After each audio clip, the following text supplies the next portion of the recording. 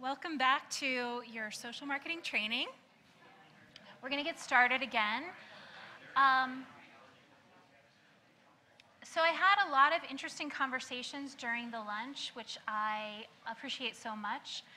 You all are lucky to have each other. There's a lot of big brains in this room. I think that the gentleman that was sitting right here, I think when he's back, I'm going to ask him to give you some information. He had some information about a media buy that he was really happy with. And so, oh, there he is. I was just talking about you. Rudy, I wanted to know before we got started if you wanted to share what you told me about the media buy that you were really happy with and you felt like... What I already mentioned, we had an oral health campaign this past February. Our budget was $24,000. Very simple budget. CDPC, they did all the master work for us. They did our campaign through Facebook, Twitter. Speak up, Rudy. Oh, Rudy, we can't hear you. Tess, get over here, Tess. Here's a microphone. Here's a microphone. Anyway, so our campaign was targeting children and families to promote oral health. So part of the campaign was for 2 weeks for our $25,000 budget, our anchor people would talk about oral health in the morning, middle, and evening news broadcasts. Then we had oral health messages through Twitter, Facebook, and I forgot what the other two were. As a result of those contacts, they had over 600,000 hits of New Mexicans seeing our oral health message. So not only did we have an oral health message, and we also conducted a Children's Smile campaign, and as a result of that, we were inundated by 20,000 pictures of children smiling. So it took KOAT-TV staff for 2 weeks to select 25, and then the small group of us selected the 25. And Delta Dental was also a partner in that they gave the first prize winner $1,500, second prize winner $1,000, and third prize winner $500. So the partnership paid, and if you work with the right people, make the right connections, they can do a lot of money, a lot for you with the bank. Thank you. Good sharing.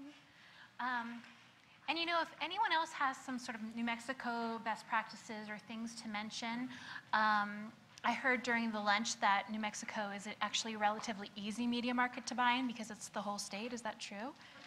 Yes, for TV. So, you know, please feel free to share that. Maybe we'll have a little sharing corner at the end today. Okay, so this is going to tip over, so I'm going to try to do that. Okay, so this afternoon, it's going to be less of me talking and more of us talking together, because we're going to talk a lot about supporting policy with communications.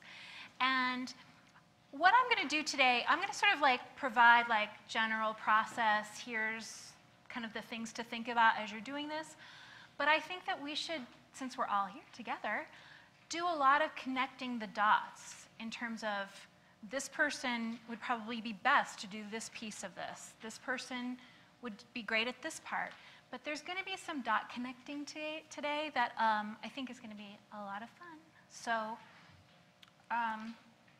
but just to get us started, so obviously communications is going to be really important to policy work. I have divided it up to sort of several stages of communication around policy. I mean, the first one is ground softening. You know, before a policy ever sees the light of day in terms of being even developed or proposed, you know, there's ground softening going on in the background around tobacco control generally, and perhaps specifically to a policy that you're interested in seeing through. And once you've done sort of the introduction, or it's kind of the rubber has met the road, you have to promote this policy, and your audiences shift. We've talked about that a little bit already, this idea of leadership, elected officials being an audience, but it gets different when you're talking about policy in terms of audience. You have to educate the public and policymakers once it is once it is sort of out in the open. And once it's passed, you have to educate about the policy to those who've been impacted, perhaps retailers, the general public. And so that is a communication strategy in and of itself. So I said a lot about promoting cessation, but I think that, selling policy is very similar to cessation, and that is that you're selling people sometimes on things that they don't think are necessary, that perhaps infringe on their rights in their minds, that they may have arguments against. So it is a sales job, just like cessation is. It's not always easily understood or popular, and so it's your job to kind of make it that. Our job, collectively. Just to give you a sense of the types of policy, when I'm talking to you today, I'm going to be talking a lot about legislation. But there are certainly other kind of policies that a lot of us work on. Organizational policies, workplace policies, things like that. City agency policies sometimes are really important because it affects a lot of people, state agencies, et cetera. Workplace policies and at-home policies. What do I allow to happen in my house? Are there any other kinds of policies that you all are thinking through or working with that are worth mentioning? School-based, great one. Yeah. Okay. There's also, I apologize for the lozenge, my throat is like, So voluntary versus involuntary policies are also something that we're all thinking through. So, for legislation, that is typically an involuntary policy, and that is that if you are the one that's impacted by the legislation, you gotta do it. And there's enforcement around it, and there are probably penalties attached to not complying. For voluntary policies, a lot of us work on that in terms of workplaces and things like that. It's like, these are good ideas to adopt, but you don't necessarily have to do them. They're suggestions. Again, like a voluntary policy would be like, in my home, no one smokes. They don't smoke on our patio, they don't smoke on our backyard, they don't smoke in our bathroom with the window open.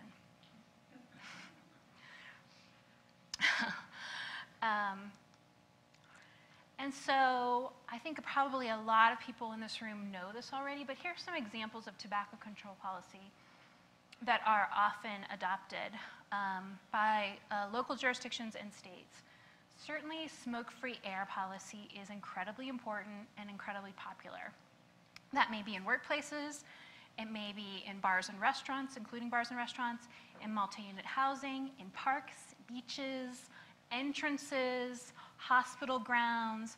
There are a lot of policies around smoke-free air that a lot of jurisdictions are working with. Are there other smoke-free policies that are sort of on your mind in terms of places to make smoke-free in New Mexico? College campuses is a good one. Places where people gather for social recreation. Yes.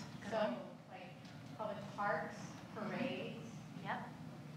Public transportation sometimes is a good one because if you're stuck in a bus shelter outside with someone who's smoking, you're still exposed. Queues, lines, things like that. Okay. I'm sorry? Yeah. Tobacco licenses? Yeah. In terms of smoke-free air? Yeah, and businesses. Yes. And then, sorry. Just one other point on smoke-free air. Maybe unique in New Mexico, we have a lot of private communities that they are not covered under the state clean indoor air law. Right. And so, because we have so many sovereign nations within the state, there's a lot of work that's being done there. And has there been adoption by any of these sovereign nations? Are there varying degrees of adoption? Levels. Yeah, not comprehensively, but But here in and there. different spaces. There have been tribal public housing authorities that have gone smoke-free. That's awesome. Okay, great. So tax on tobacco products. This is obviously, if you're a tobacco control nerd, this is your favorite. This is your bay. You love this one.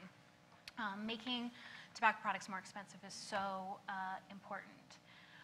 Raising the legal age to purchase tobacco products to 21. That was something right before I moved New York City did. We increased our legal age.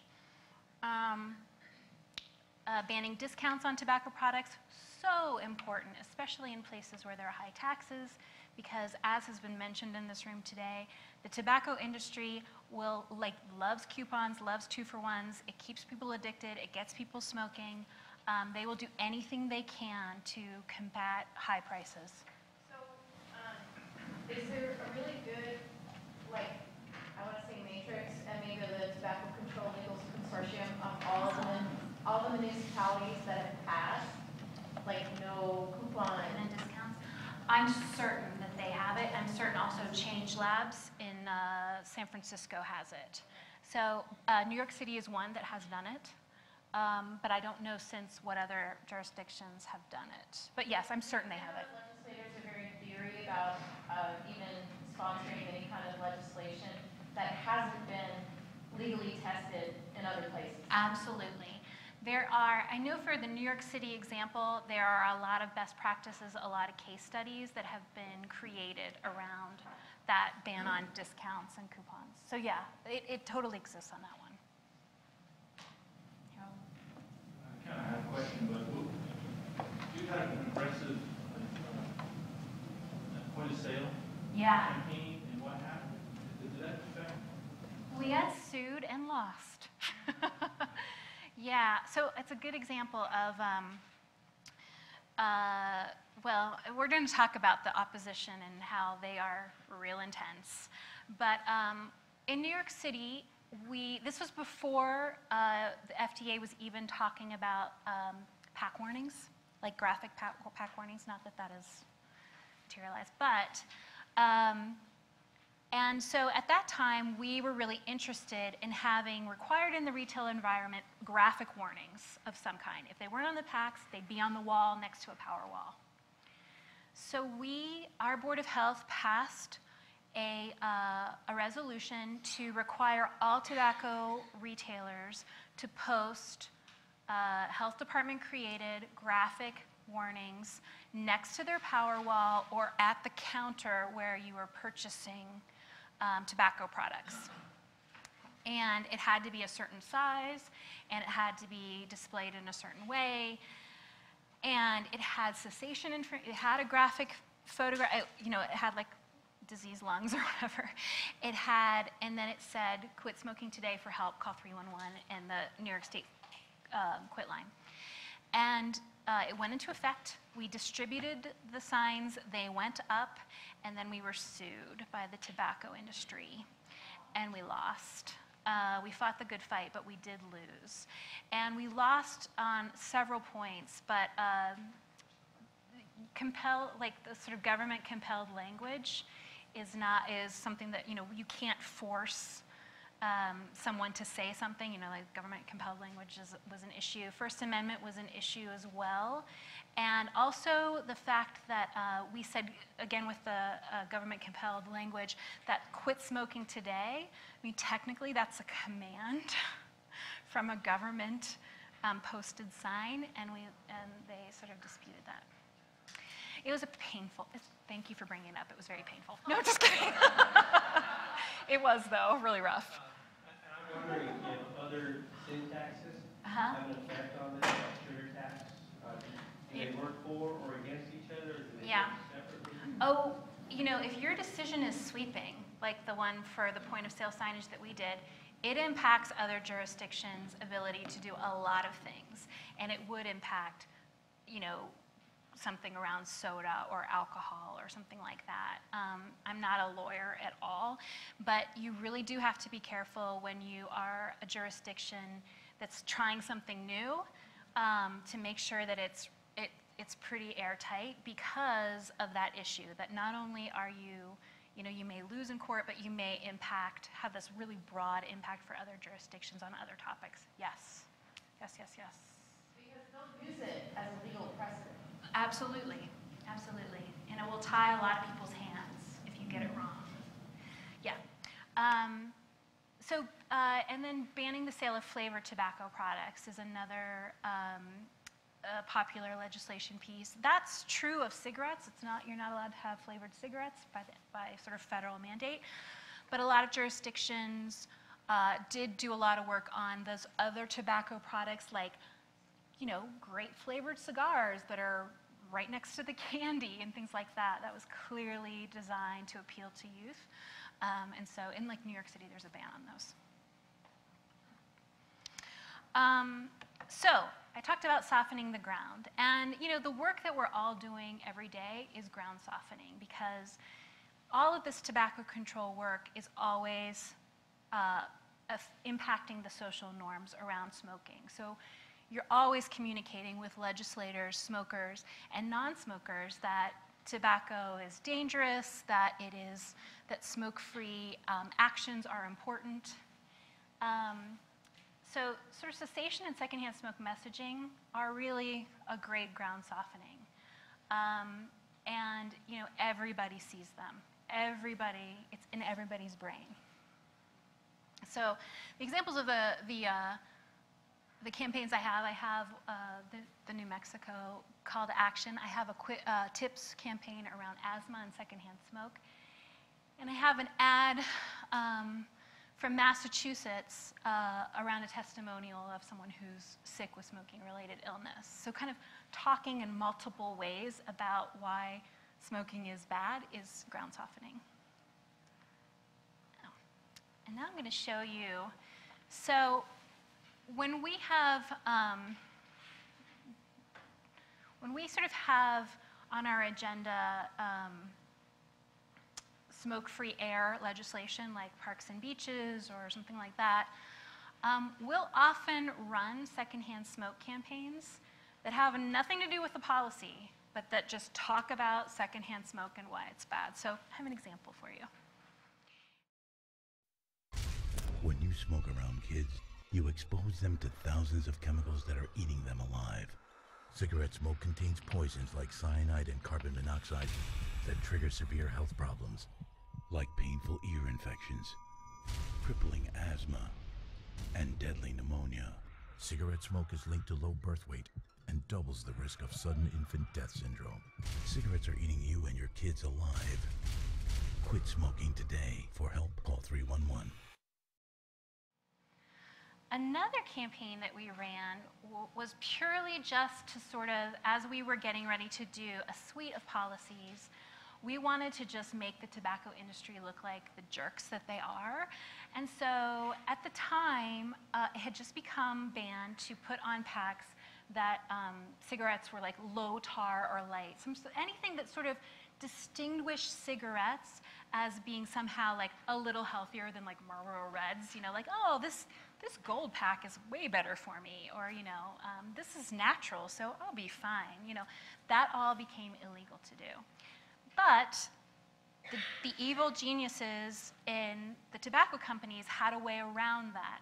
So we were going to do other policy, but we thought, okay, we're just going to educate on really problematic practices by the industry with this ad. Tobacco companies are now using colored packaging because deceptive labels like light and low tar have been banned. Don't be fooled. All cigarettes contain the same poisons that make you sick and kill you. Quit smoking today. For help, call 311. So that was just a little reminder that, like, these people do not have your best interests at heart. They're problematic. And this is the latest example of them being sneaky.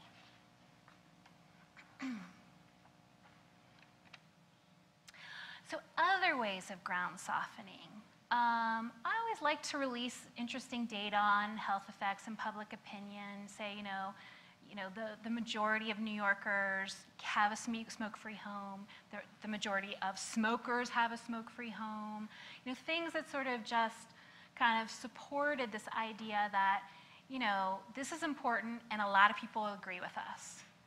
It's always important also to remember that, not only are we doing the right thing, we are sort of doing the popular thing, and that is that most people aren't smokers. The vast majority of your population doesn't smoke. I'm talking about general population. When you get to special populations, that's different. But so you have a lot of people who are kind of on this page anyway. They may not be thinking about it every day, but a lot, like non-smokers are your allies.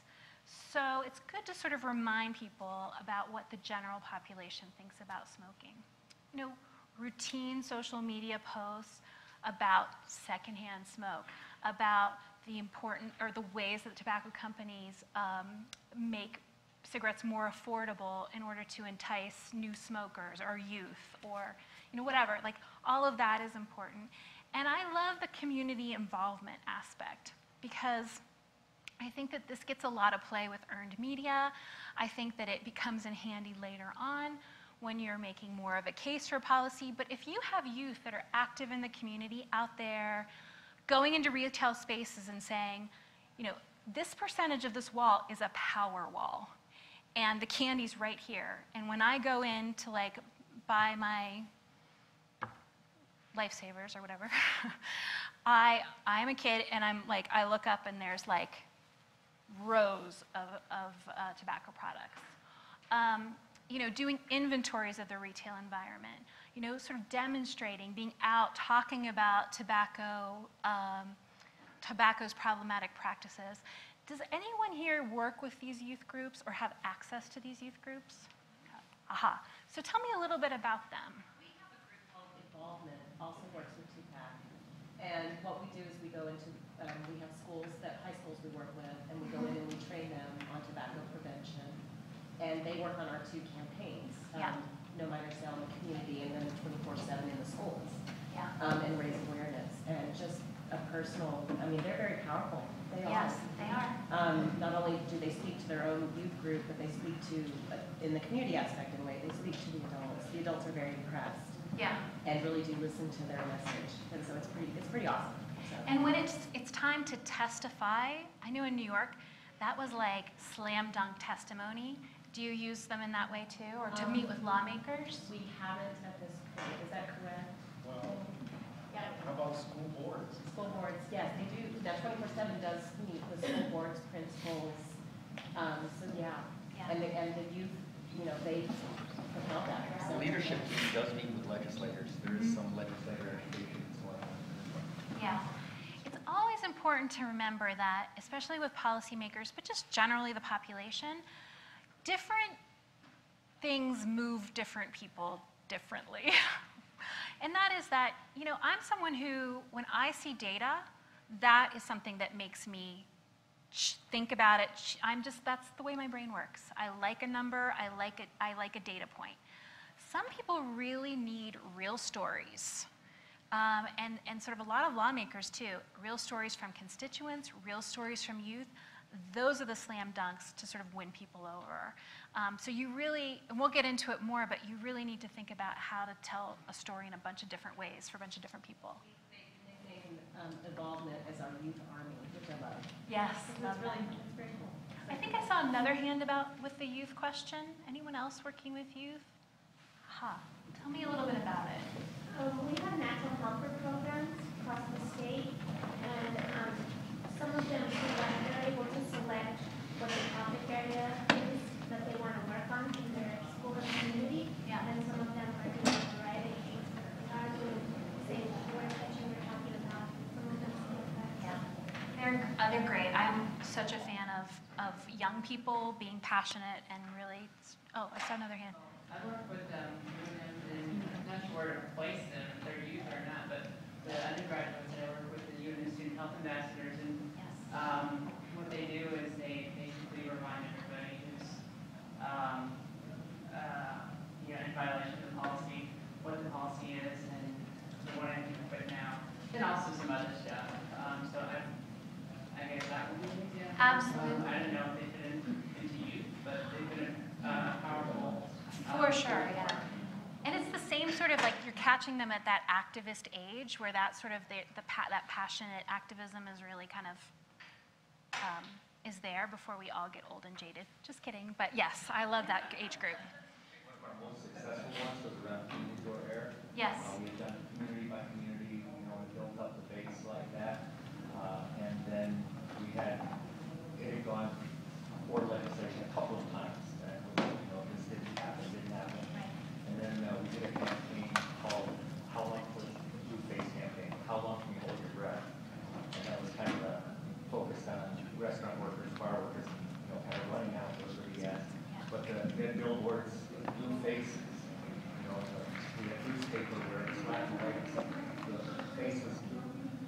started to really, mean something.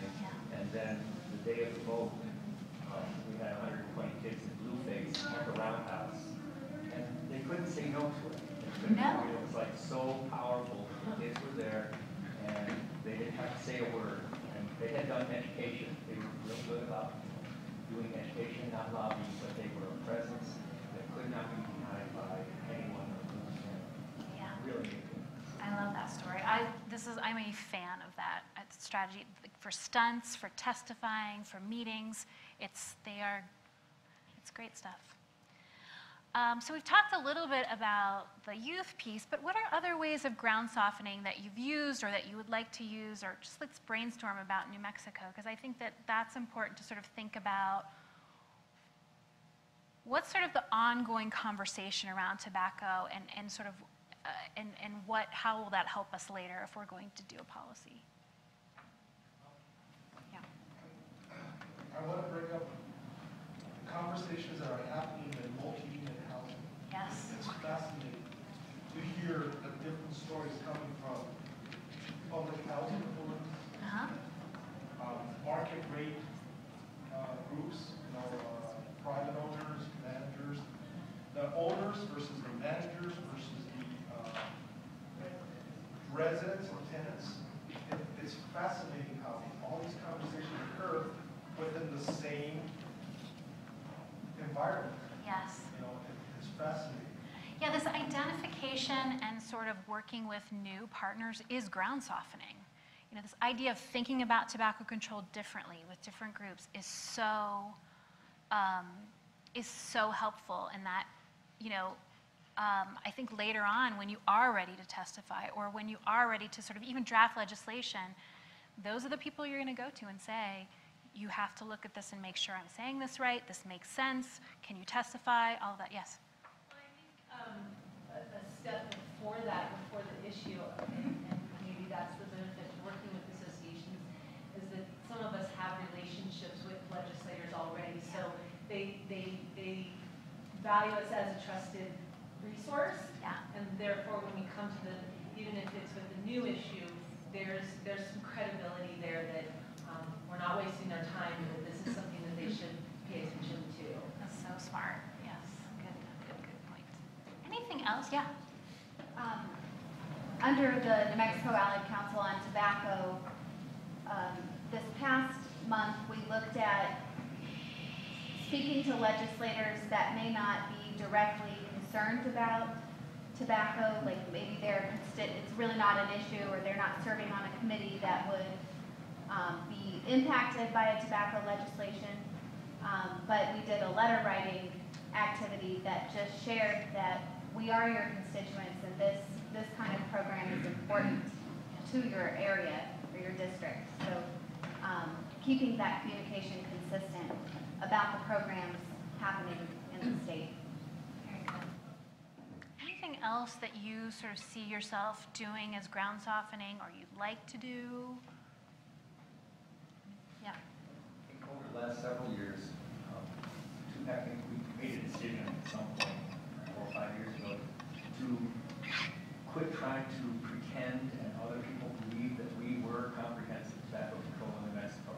And so we really spent time and energy on saying, this is who we are. Now, who are you in this whole big picture? And I think that was a big ground softening piece, because as long as we had, that people had the perception that 2-pack was comprehensive tobacco control in New Mexico, they didn't have to till their own soil.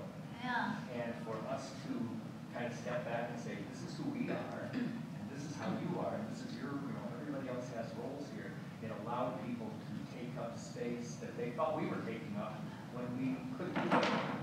And I think that's made a big difference in terms of our infrastructure. The reach is way beyond the tobacco control program. Yeah. Allie's talking about an act, and there's a statewide coalition. Everybody brings a different tool to that. Yeah. And it's that kind of idea of when do I work mine and when do you work yours. And that's been pretty impactful. Yes. And will only continue. come to more of that in terms of that strategy of like who does what when and says what. So that'll be really good to hear more about that later. Okay, I'm going to move on. Okay, so we've softened the ground, let's just say, and we're ready to introduce the policy. So how are we going to support it? First of all, we have to define an audience, right? I mean, we know what our goal is, and that is to pass this policy, but it's the same sort of thing that we've always been doing, and that is that who are we selling this to? It's not only elected officials, it is impacted governmental organizations, perhaps, other impacted parties, and the general public, really. And then you have to sort of really go through, legislation can be complicated. It's really important to be able to create messaging that is complete and easily understood by everybody. We'll talk a lot more about developing that, but that's going to be really important. And then having many voices that resonate with different audiences at different times, levers that you pull. It's going to be, and it sounds like that's really happening here. So we're going to talk a little bit more about it. But, and also I think that, with policy, it's always a balance of like being really prepared, having all of your partners together, and then it's like, but you got to be ready for it to fall apart and like to sort of plan B. So this balance between having a really good strategy and then the ability to be nimble and be able to change. And we're going to talk a little bit more about what nimbleness means in terms of opposition and all of that stuff. But I think it's always you have to be able to do both things when you're going through this process. And so we've been talking about partners and that it can't be all two-pack or one organization, but they are an army, and they are going to be essential during this entire process. And they are fellow strategists. They have access to different people, to different electeds. They have a different point of view that they can maybe sort of help make the case differently. It's not all about public health. It's about economics. It's about, sort of the many different cases that can be made for a policy. And they are credible to different people. And you should we're going to sort of talk through the people in this room, like inventory for yourself, sort of who you are in all of this in terms of who your voice is and who you're credible with. And what kinds of things you should be saying. But they do serve different purposes. Some of them are experts, some of them are lobbyists, and some of them are just going to be storytellers. So this is I feel like our army, some of it is in this room today, right? But I just want to list kind of the types of people who are part of this, effort. Certainly two-pack is part of this effort, but they are limited, right? Benny, do you want to talk a little bit about the limitations of being a governmental organization with policy? We have no limitations. Never mind. It really is different here, isn't it? Because that's not true in New York City. Just kidding. No, they brought up a good point. It took, by the way, it was August 20th, 2013, Dave. Okay? Where we had this aha moment within the tobacco control program where we had to come to a point where we said, who are we? What's our role in tobacco control? And moving forward, what do we need to communicate? We created our own social marketing approach in communicating who we are. So as a tobacco control program, we've decided we're not the solution. We cannot be the solution. Tobacco control. We're only a part of it, and that's why, and I was half kiddingly when, you are partners, okay? Yeah. You're on our list. You're not getting away that easily, We want you to be part of the solution. We want you to bring your ideas. We want you to bring your energy, your passion, because there's a lot of passionate people in this room. I'm talking to you, Rudy. That really bring that energy, that passion to how can we do this better? Okay. So as a tobacco control program, our job is to support all of you in your efforts. Okay? We have resources. We have expertise. We have a variety of things to offer. But yes, we do have limitations, okay? And it's around the advocacy piece. You know, I have a quick little story. You know, I'm a storyteller, by the way. He's an expert and storyteller. First week on the job, 6 years ago, had an opportunity, you know, there was an opportunity for a town hall meeting down in southern New Mexico. And at the federal level, there were some people coming down to have a town hall, talk about educational issues. My job was, hey, let's invite people to go there. And I was immediately told, in your position, you're no longer an advocate. Because that was considered a partisan activity. So for us, we are always walking a fine line as an organization, you know, what we can and cannot do.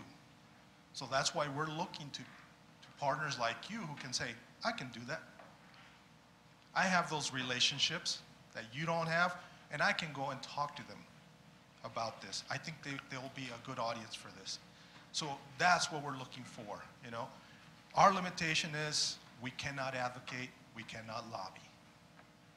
But we have a lot of resources that we can offer you to make sure that that messaging becomes consistent and powerful.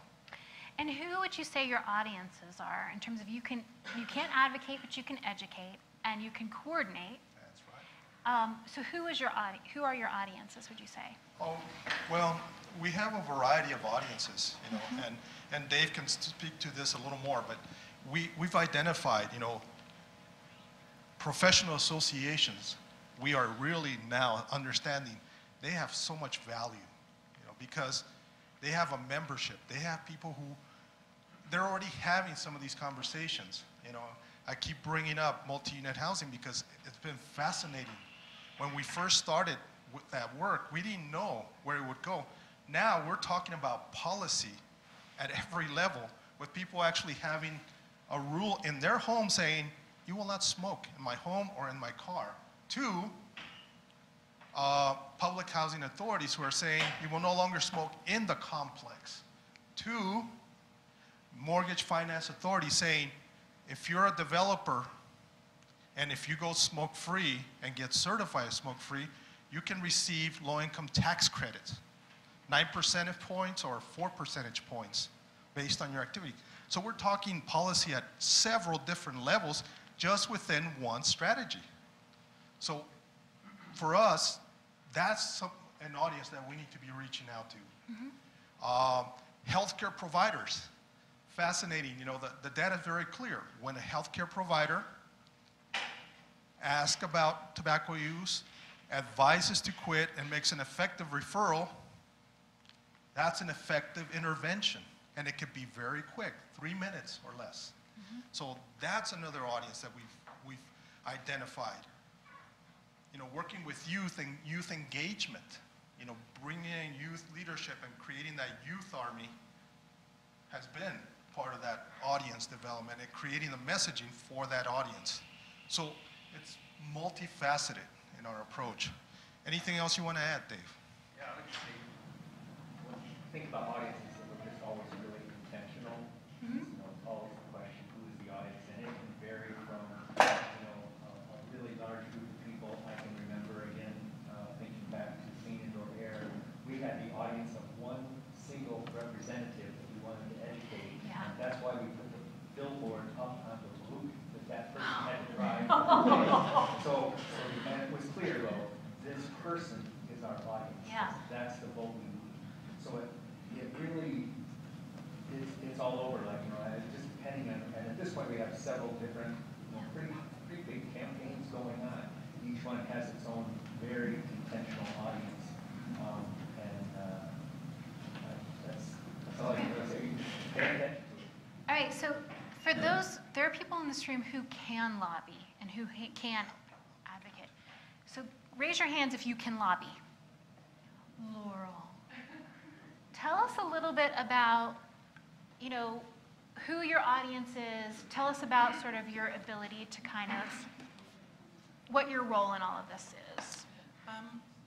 Well, I help organize the New Mexico Allied Council on Tobacco. We have some unrestricted separate funds that we can use for lobbying. Just yesterday, they had the Tobacco Revenue Settlement Oversight Committee meeting. And I got there, and at the end, I spoke about how we want to keep, well, the two things we're speaking of that day. Other people were present, and various people came to support of keeping the tobacco funds level, as well as increasing, that there's a bill to increase the tobacco tax, and it passed unanimously. And so it depends on what we're doing, but through policy and advocacy, that was the legislatures, the people sitting in the room that want to listen to this. It can be the public at large. Last year through the New Mexico Allied Council of Tobacco, we held a return on investment rally. We got the involvement youth there, we got other people, so that was the public at large, there was media there. We have a day at the Capitol every year where we try to, for New Mexico Allied Council of Tobacco, and we have a training in the morning and then a press conference, and then people go visit their legislatures. So just various activities like that.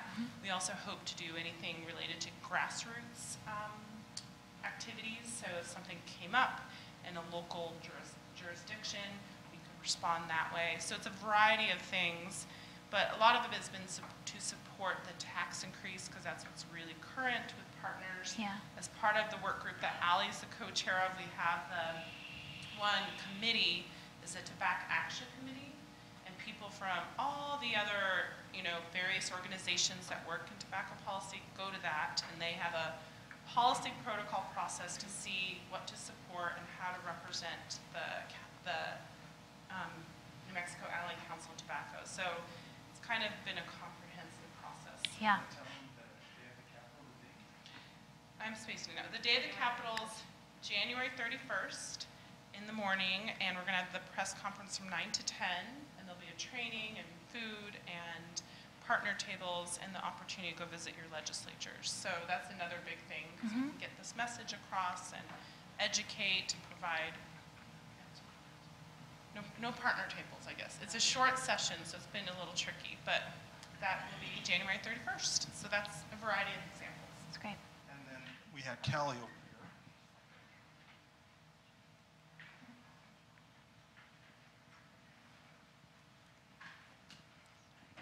So, I mean, as it relates to tobacco control, our partnership and involvement is in really the baby stages.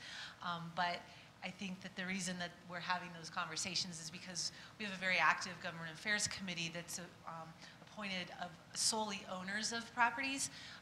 So it's folks that have skin in the game. Yeah. So that they've spent the last several years really developing some key contact relationships in the legislature.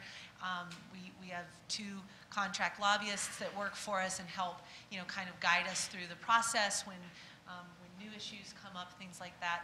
And then we also have support as an affiliate of a federation of affiliates through the National Apartment Association.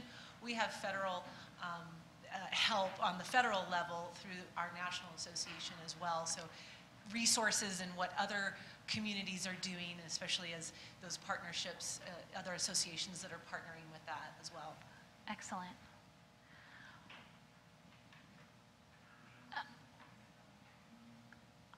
Yeah, I think we're going to have more opportunity for everyone to be like, this is what I can do. So this is good, because I think you start to establish, you know, not only and it's not just about, you know, who's at TUPAC, who's lobbying, but who's supporting all of that in terms of, there are a lot of experts in this room who really understand the content really well. There are a lot of researchers who are pushing their data into sort of making the case and sort of understanding how this policy would play out.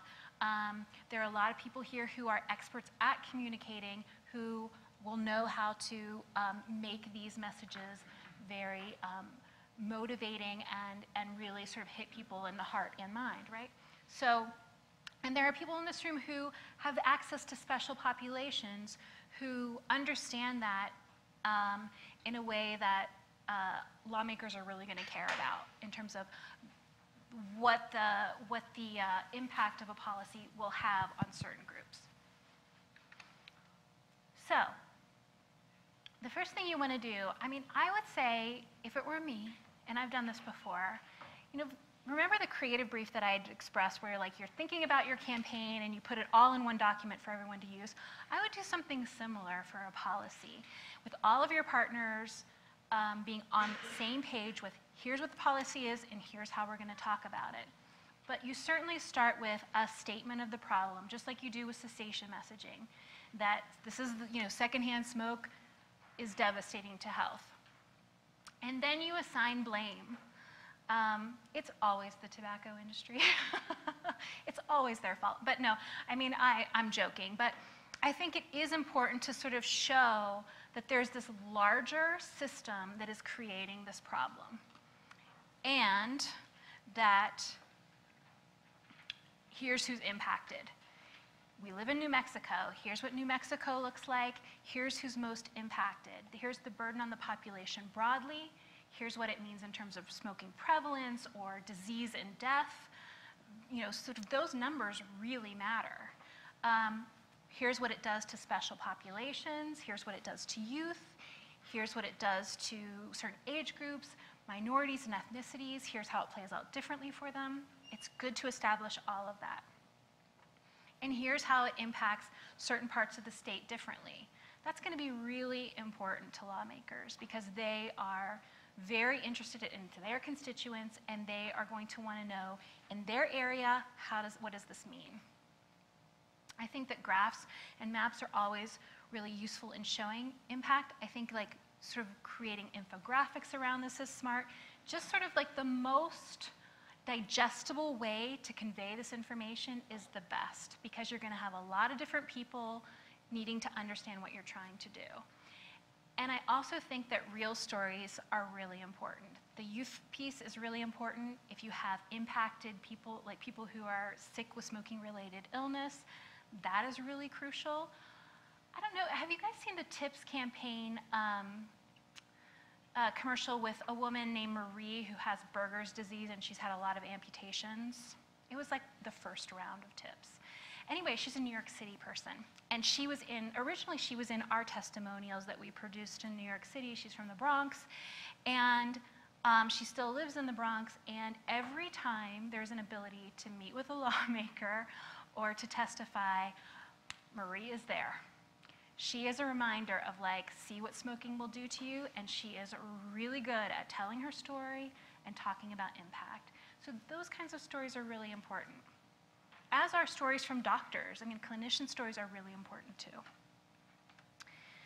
And then, you know, we've talked about a problem, we've assigned blame, this is why this is happening, and we have a solution, and it's the policy. And so what you need to do is clearly describe what a policy is, what it does, and who it impacts. Describe how it's going to solve the problem. And if you have data that estimates sort of in 5 years, this is how it's going to be, in 10 years, in 20 years, this is how the problem is going to change, that is even better. We did a lot of modeling around a lot of policies to see what sort of impact would be. And you know, talk about special populations. That's going to be really important and really effective to discuss. And again, including data, the lived experience, all of those pieces that will compel people differently. This should all be in one document, and all of your partners, your army, should sort of be good with it, comfortable with it, and ready to go with it. And I will say one more thing about this, and it's in the toolkit, and before you sort of say, this is final, this is what we're moving on, have lawyers look at it. Because it's policy, and because the opposition is probably going to be strong, there may be lawsuits to contend with, make sure that people who really understand the policy and the legal ramifications around it have reviewed this document, and that the way you're talking about it is okay. Because I will give you an example of the point of sale signage that we got sued about, and then they didn't exist anymore. We had someone who was part of our army sort of go off the rails a little bit about it.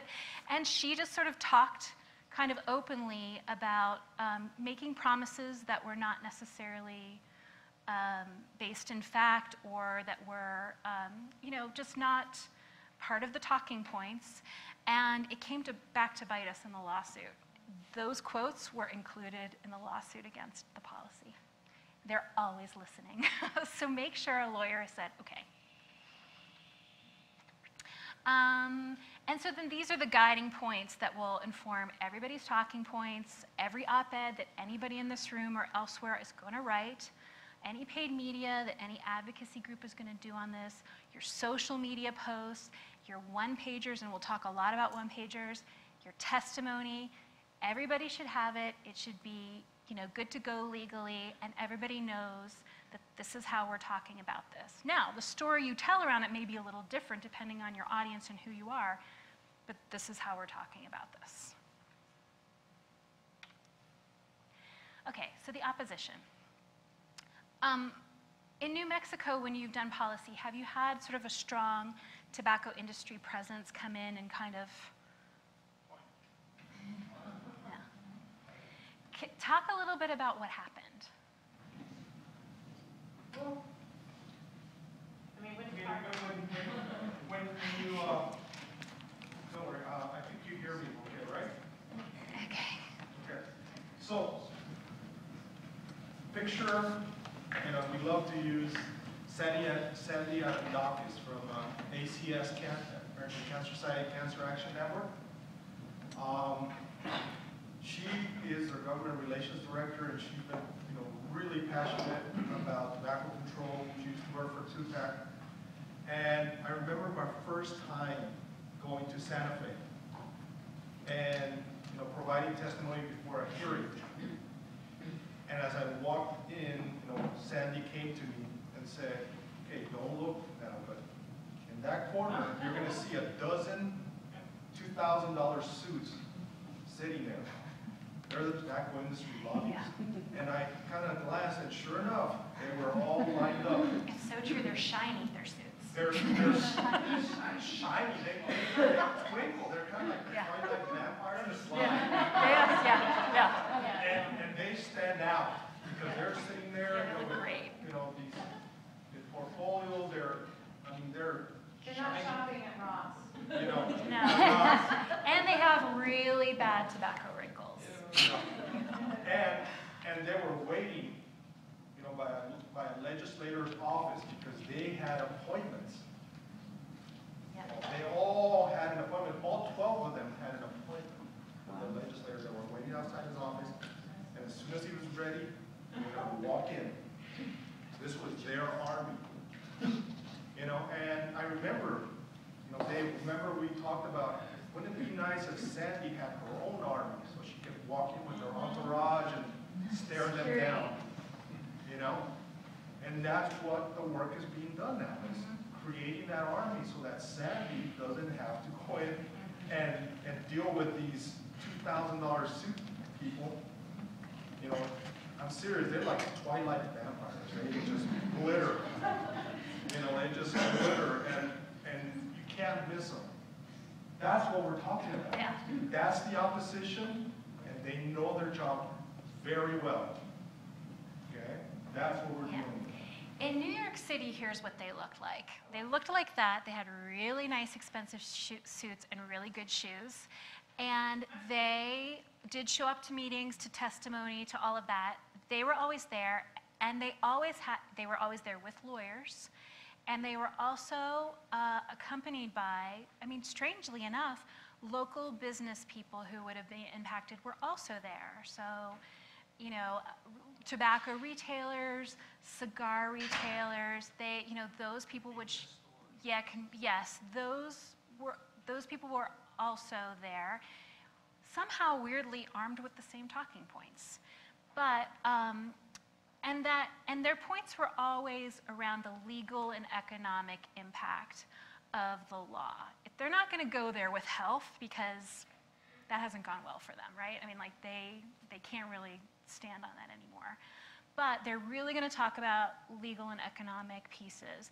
And they sort of do the same song and dance at every jurisdiction around these laws. So if you're passing a law that has been passed by another jurisdiction, call that jurisdiction up and say, what did they say? Because they're going to say the same thing in your jurisdiction.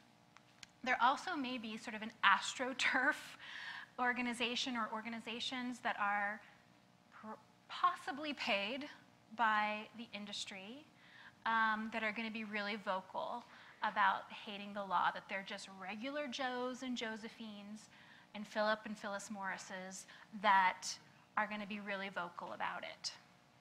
So in Las Cruces, when we were going to strengthen our smoke-free law to include bars and, you know, kind of what the state law is now,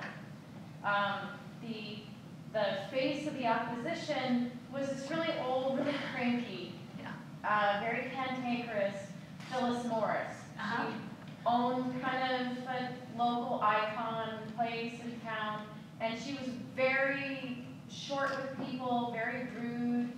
You know, she didn't look good on camera. And so we were like, yeah. We were really good with that, and we just let that ride. Yes. Not long thereafter, there was a man named Greg Graves, who incidentally was hired by RJR to go into local communities, and his job was to cause disruption. And so he taught the opposition, you have to get her to sit down. You need a likable white guy. And they found the owner of the dry cleaner business. Affable guy, nice guy, you can have a conversation without him spitting at you. You know, he looked great on camera. Yeah. Yeah, great. But this individual, Greg Graves, he would call me at my state office and scream at me and threaten me in my state job. Wow. And I just happened to be there. Yeah. But they notice everything. Oh, yes. And they follow everyone. Yes. And so he thought that by threatening me, I was going to get all scared and like, get out and shut up. Yeah, I mean, the good news is that most people don't like smoking and don't sort of like see those people and be like, you know what? I think they're right. These tobacco measures are silly, and I'm going to take up smoking. Like, no one's really saying that. But they are noisy, they do take up space, they do compete sort of in the discourse around it, and they'll be there. I mean, I think that, you know, this all exists. I think it has to be dealt with, but I also think that, you know, on the other side of the policy being passed, the lawsuits are the other side where they're really gonna come after you. But we'll talk about that a little bit. So, recently, you know, with social media and those people who have to, who are monitoring and sort of kind of in charge of their social media accounts, there's, you know, been some trolling, and I have been the victim of trolling, and I know a lot of people have. For those of you who don't know, which I'm sure most of you do, you know, it's a person on social media, often on social media or in any comment section, who will post, you know, frequent, negative, aggressive, argumentative comments, and the sort of, and they're just trying to sort of dominate the discourse. They're dominating the comment section and trying to sort of drown out everybody else's voice.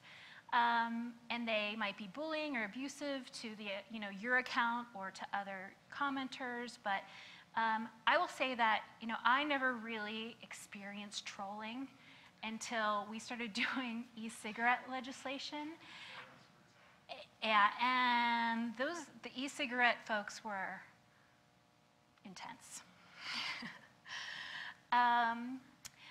So how many of you, I mean, how many of you have had trolls on your social media or comments sections? A little bit? We receive trolls or we troll ourselves? You what? No. Have we been trolled? No, have you had trolls interacting with you? Yeah, no. I mean, Definitely trolls. Okay. And have you been a troll yourself? No, I'm just kidding. Yeah, I've heard they're worth a lot of money now, right? If they're from the 90s. You can sell them on eBay. But, so, yeah, I mean, I think that a lot of people have sort of been inundated with it. And, you know, while it's sort of an emerging sort of art form on dealing with it, I think that, you know, what I have seen, the general wisdom on it is that, you know, trolls are not the end of the world for your social media account. And engaging them and feeding the trolls is probably not the best idea. Back and forth with them are completely unproductive. It's better to just focus on your messaging and focus on those who are supportive or maybe not supportive, but at least respectful. You know, people are allowed to disagree with you. And, you know, if you ask yourself, like, am I truly hurting this cause by choosing to not engage with them? I mean, for the most part, the answer is usually no. Now, I would be interested in hearing from people in this room who've dealt with trolls and how they've dealt with them, and if they have any best practices too, because I feel like it's always interesting to hear how people deal. Like, how have you dealt with a troll? Yeah, or trolls? If they are hyper aggressive, Yeah. you know, and this has happened only, like I can count on one hand in 3 years, they do get banned. Yes. But you know, when they reach that level of verbal combativeness of anybody else who comments. Right. But New Mexico Department of Health is really has a very kind audience. You know, we don't even necessarily have high amounts of comments, but every time we do something talking about, you know, getting, you know, immunizations, for example, there is going to be some crazy person in Española, New Mexico, who at 2:30 in the morning rattles off 6 incendiary messages, and then goes through your page and does the same. Yeah. You know, I tend to leave those there because those people who liked the post, those people who shared the post, they can combat them if they choose to. Right. And it has happened occasionally as well. And I try to let the grassroots fight the fight. Yeah, I agree. We've done that on Facebook a lot of just, you know, our supporters. So the Facebook page is largely a Facebook page of quitters and people trying to quit. And it's a very like kind, supportive group of people. And they do a very good job of sort of shutting it down or just ignoring it and saying, don't listen to this person. Here's what's, you know, yeah, I've seen a lot of good in that too. Harold? Yeah, I've noticed in our campaign that we have Facebook, that we have trolling. Yeah. Or I see them more in articles which are data heavy. Oh, yes. And then you see the comment feeds, and there's a whole long list of people doubting the data. Right. It's not factual. And then there's sort of battle that David says, and there'll be one person to against 85. Yeah. That are 5 pro tobacco use, one against the other. It seems to be the same arguments that the tobacco industry uses. Yeah. Standard, you know, check your data, facts, or you're lying. Yeah. Surgeon General's wrong. And that seems to just kind of percolate. Yeah, that has been the time when we have really, we have interacted with, I mean, not even maybe trolls, just negative commenters, and that is when they start sort of saying things that are just incorrect. We will never let incorrect information stand. We will always follow it with the accurate information. I mean, not necessarily tagging them or being like, you're totally, you know, full of it, you know, at e-cigarettes rule or whatever, but, you know, we just always say, this is correct. So I think that's a good point. So I liked that you mentioned sort of this ability to kick people off and sort of being very kind of measured about that because, yeah. Oh, yeah. Sorry. I'm sorry, but I'm originally from Española, New Mexico, and I just have to say that I don't think that it's going to help whenever you point out communities that are already stereotyped because there are trolls all over the place. Oh, yes. And You that are doesn't absolutely help. right, and I apologize. Yeah. Yes, they are. everywhere behind their little computers going for it. And I want to thank you for that comment because I also grew up in Espanola. It was one of the best places to grow up in. There we go. And I have found. How nice. Sorry. Do you have a sense of like tobacco industry supported / paid salary controls? I don't have a sense of that. Really and truly, the trolling that I have seen has been all about e-cigarettes, which is very different than the tobacco industry. It's a lot of independent sellers, independent manufacturers, and sort of their like community of vapors that for some reason they have mobilized in a very sort of like troll-ish way. I don't know about, I'm guessing it exists, but I'm not sure. Yeah. What I was going to say is this trolling behavior is not kind of endemic to just, the tobacco issue. Oh, no. It's part of the whole, because I teach online. And so it's kind of part of this whole, kind of bravado that they have protected by their screen. They'll say anything and they'll do anything and they'll turn the punch bowl and walk away. Absolutely. Kind of thing. So it's this whole next kind of level of, I don't know, brazen rude behavior where there's no consequences. I mean, it is part of a learn. I mean, anyone who reads the comments on any news article that is even remote. Yeah. Yes. I just think that we shouldn't get distracted by giving it too much weight. Sure. And so again, I'm going to go back to this idea of establishing social media guidelines. We had them, they were pretty clear cut for our social media accounts. And, but they were also measured because we weren't going to sort of alienate everybody who said sort of like something we didn't love. It's important for everyone to be able to express themselves, but do so, respectfully, right? And so anything that was harassing or threatening to the organization or other followers, you're gone. Profanity or other abusive and inappropriate language, you're gone. And promoting or selling products, gone. But that was really it. I'd be interested to see if there's other guidelines that you would suggest for social media accounts. Anyone? We actually do have rules posted on our Facebook page, Yeah. for example, and they really basically reflect that. Okay. When we started social media, and we only started within the last 3.5 years, we just kind of took the lead of what the CDPC does. Yes. And that's what they do, and then also just, every single post is attacked and criticized. Just watching what they did was they never directly engaged those folks. Yeah. They let them have a place to have their voice heard, right, unless it got nasty. Right. And, for example, we do have a profanity filter on our social media. So, maybe somebody can, let out a damn, but, anybody with an F-bomb, it just, I can see it, but the public can't. Right. Yeah, but you have to sort of allow it. For the sake of, this is your community. It's okay to be disagreed with, right?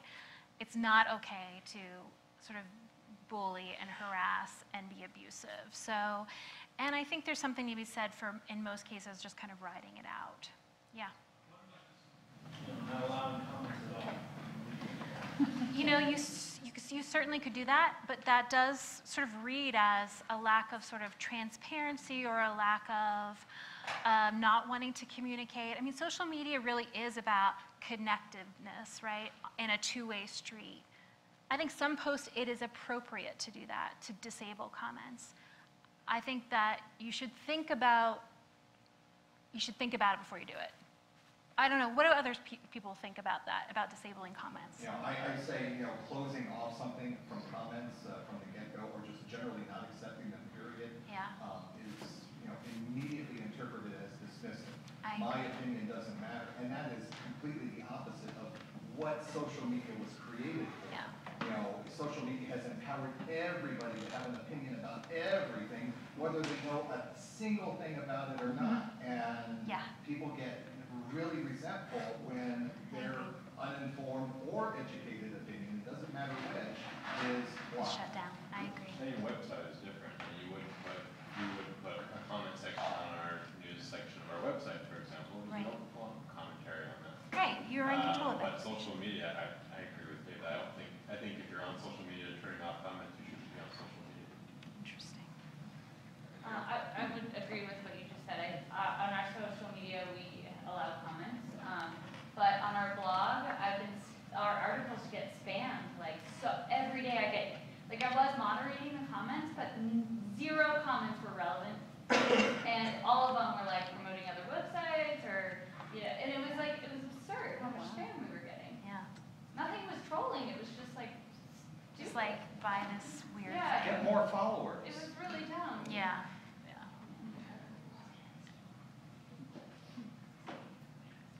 Okay, so we're going to talk a little bit together about the opposition. We've done that a little bit, but, let's get specific about what they're going to come at us with. And maybe we can do it just by policy type. They have their arguments about tax. They have their arguments about smoke-free air.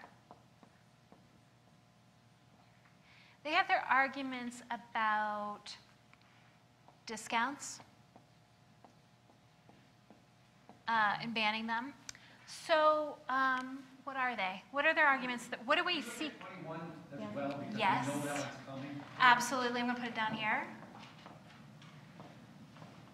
Okay, so we know it's coming. What are they going to say about tax? Regressive. Yes. It hurts the poor.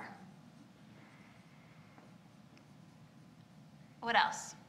It's a business killer. Yes. Hurts on the top. Yep.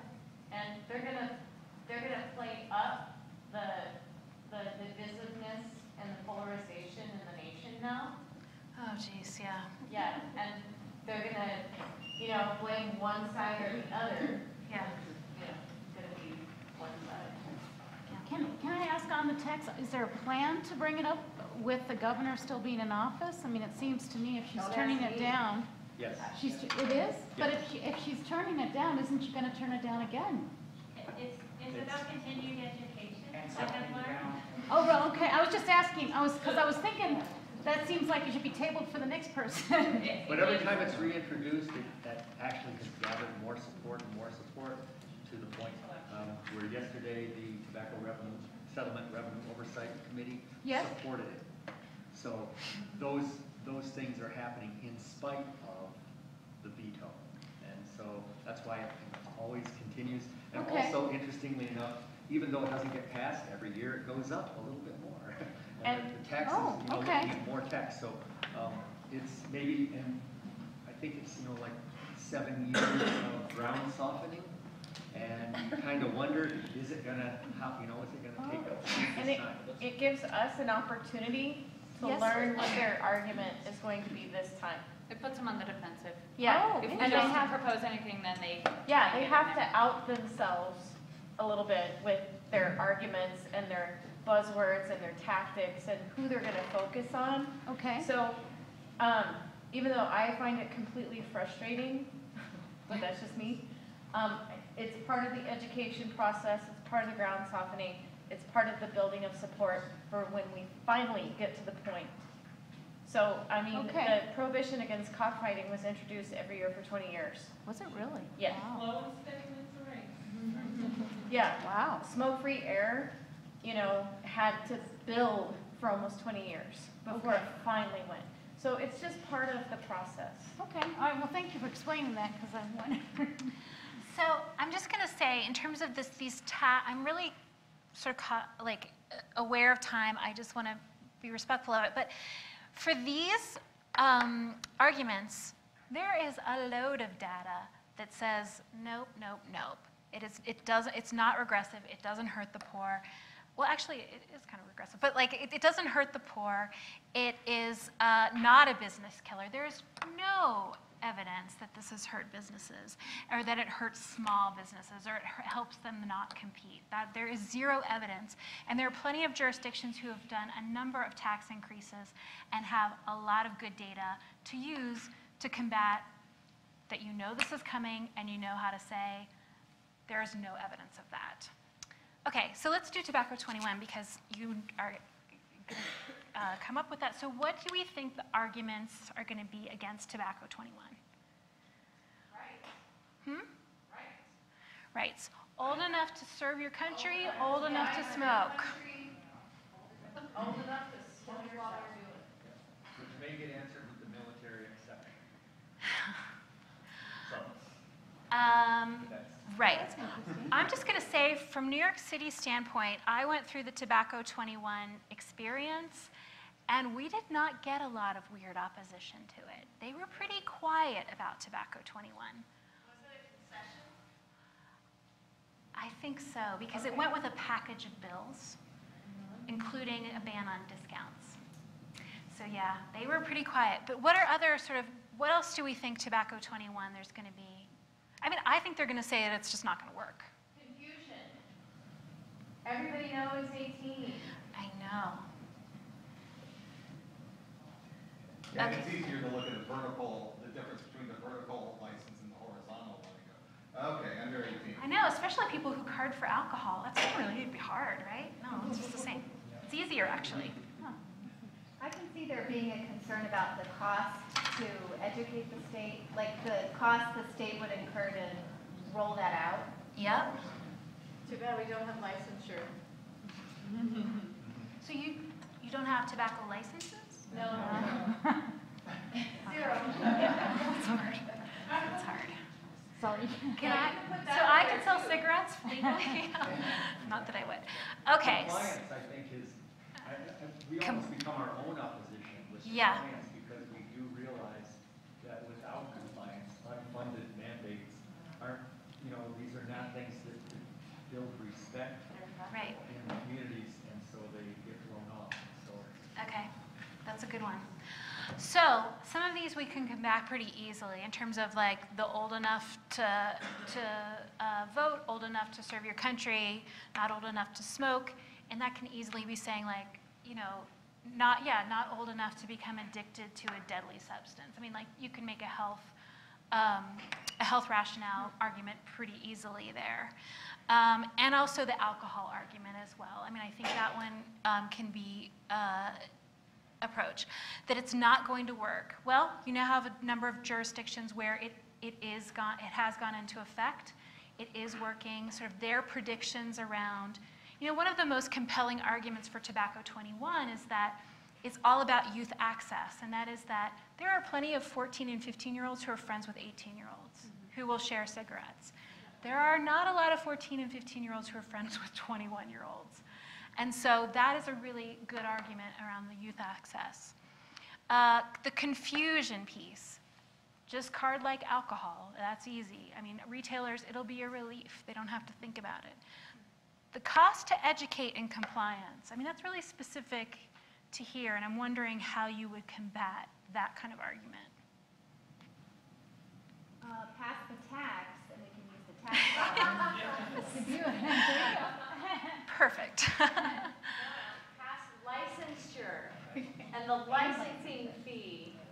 Yeah. I mean, you could certainly, with compliance, look at other jurisdictions and their compliance rates. I don't know that will speak to the licensing issue, but I'm guessing compliance rates for a lot of these places is pretty high. And I know that, like, for example, New York City is definitely collecting those data. All right, let's move on to smoke-free air. What are they going to say? Oh my gosh, it's the end of the world economically. It's going to hurt tourism. It's going to hurt every business. The opposition in Las Cruces sent out mailers that had this, she was supposed to be a waitress with two small little children wearing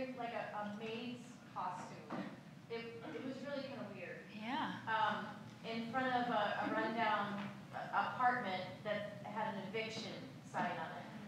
And it was labeled unintended consequences. All right. Yep. So yes, they are going to make the case that everybody's going to go broke. It's the end of the world. What else are they going to say? In all of these, the big one they always come to is the nanny state. Telling people how to live their lives. Yep. That's going to be in every single policy is nanny state. Nanny state?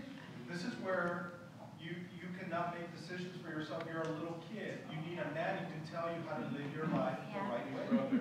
It's like if I want to smoke, I can smoke. You can't stop. Yeah. In the television news business, Yeah. In the television news business, where you call them "Mama told you" stories. Yeah. Mama says, and maybe people don't like that. There was once a cover on the New York Post, which is one of the 2 tabloids in New York City, of Michael Bloomberg's face photoshopped onto an old lady's body, and it said "the nanny" on it. It was really, so we got a lot of nanny state talking. What else about the smoke-free air? Rights. Compliance is going to be, they're going to say you can't enforce it. Right.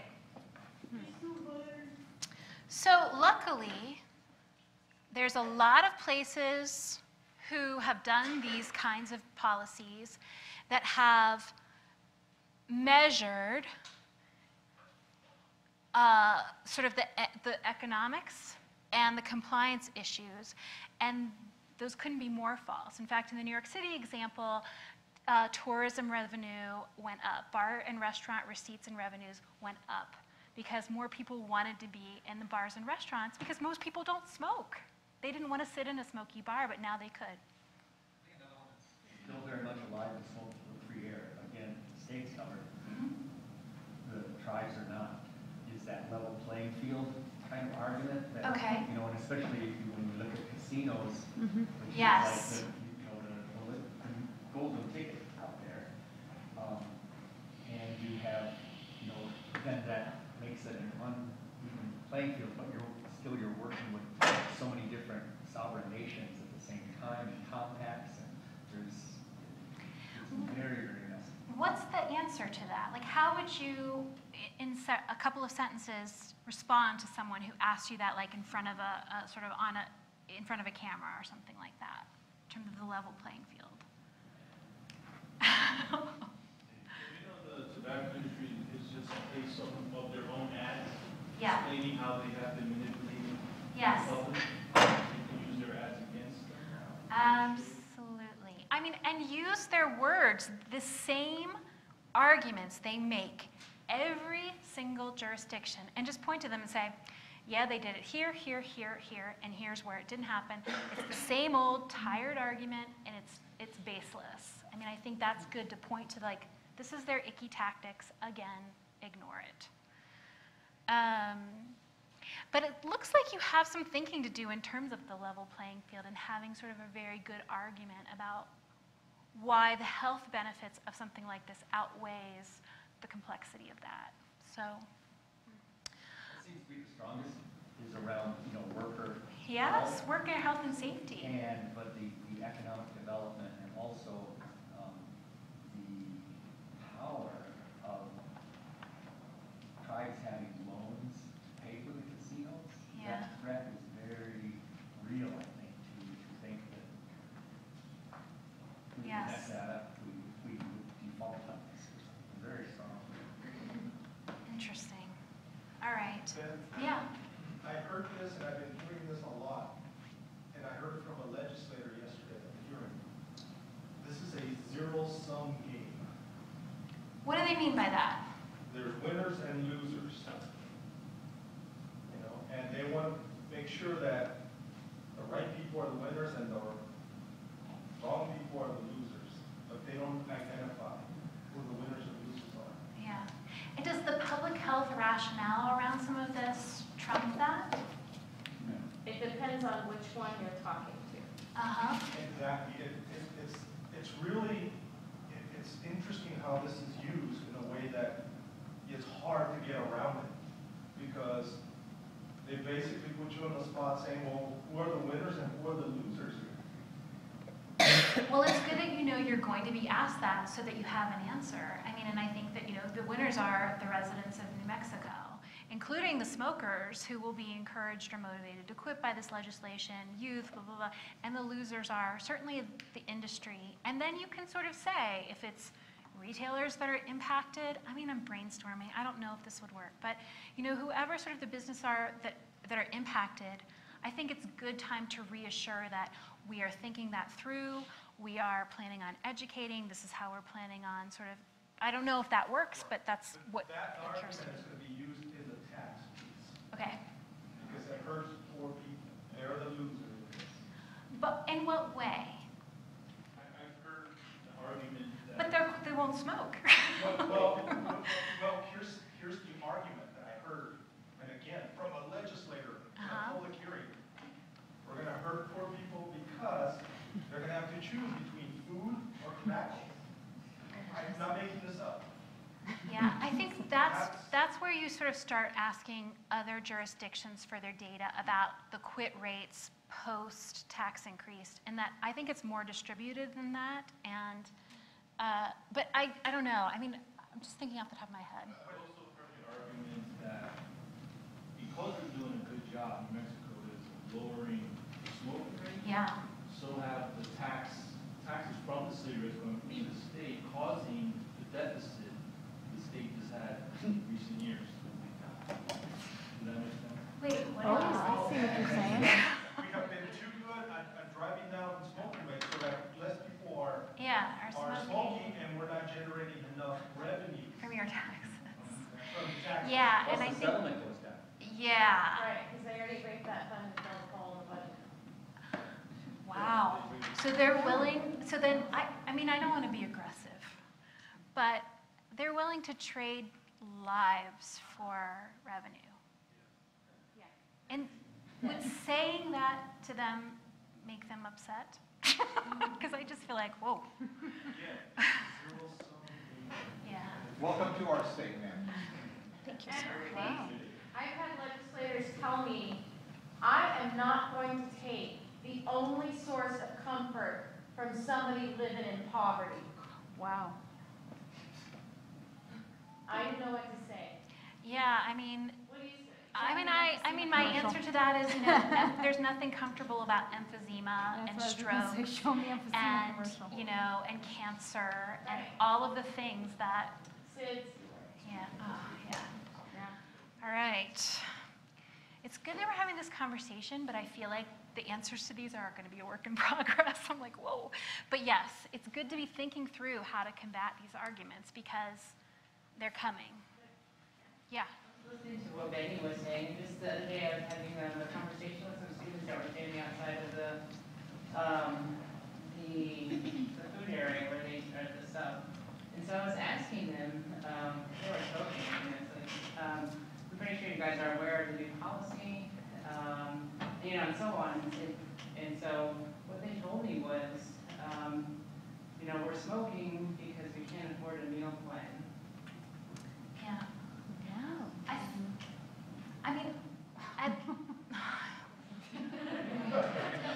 I mean, my answer to that is to be to aggressively think through how to get cessation sort of in place, you know, and in terms of, you know, let me help you quit, let me help you quit, because that's the solution. But I mean, it's just, I mean, I definitely have listened to people say that they have weighed whether or not they're going to eat today or smoke today, like economically, like that is a reality.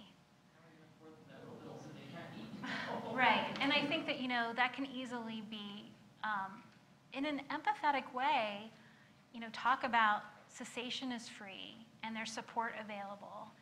You shouldn't ever have to make that decision.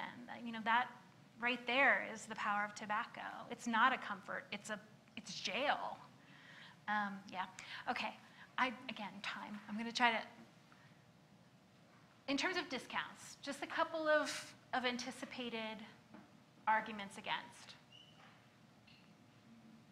First of all, it's not even a consideration in the state. Okay, then we don't have to do it. Unfortunately, we're in a place where the industry has pretty much free hands Okay. in that. All right. So, Yeah. In New York City, it was really around rights also, and the sort of complications it would be for retailers, and it would hurt their business, and it would be too hard to enforce, and that was, but yeah, okay. All right, yes. I just want to say that in Santa Fe, this last year, we had a soda tax initiative, unfortunately, from my perspective. Yes. Was unsuccessful. Yeah. However, all of these arguments that you were stating here Oh, yes. are pretty much universal. You have the soda industry coming in, and basically, all of those arguments are there. So it seems to me that those of us that are advocating for policy changes type thing, you know, as a learning experience, or you know, it's good for us to get together and discuss strategies on how to combat some of the opposition's arguments, because they all seem to be the same. Yeah, the soda industry and the tobacco industry, well, parallel. actually, what we know is a lot of the tactics that the sugary beverage industry, the alcohol industry, and some of these other industries, they come from the tobacco. Oh, it's the tobacco playbook completely. It's the playbook. They got it from the tobacco industry, because they've been doing it for many, many years. And these are, you know, we have the luxury in tobacco control of having a demonized industry, and the beverage industry has not been demonized yet. I mean, Coke is still like the feel-good company, you know, with Beyonce and all of that. So, yeah, it is very parallel, and I worked on sugary drinks in New York City as well, because I did sort of chronic disease broadly, and it was like the same playbook. Okay, great. So we're going to meet with policymakers now. We've anticipated what we think the arguments are going to be, and so in terms of getting ready for that, I think it's important or smart to have like an elevator speech prepared. And actually, there's a sample elevator speech in your toolkit. But it's just like, if you see someone and you've got like a minute and a half, here's what you say. And you say, and it's very concise in terms of like, you've probably heard about this policy, here's what it does, you know, kind of, it's all laid out in the toolkit. For longer meetings, you know, our approach to that, and I often wasn't in those meetings because I worked for government, but sort of I'm speaking of in terms of the tobacco team that I worked with broadly and the team of partners. There was always a description of the policy and why it's necessary, of course, and then the impact of the current problem on the constituents, how it would be made better, using sort of these talking points we've already come up with.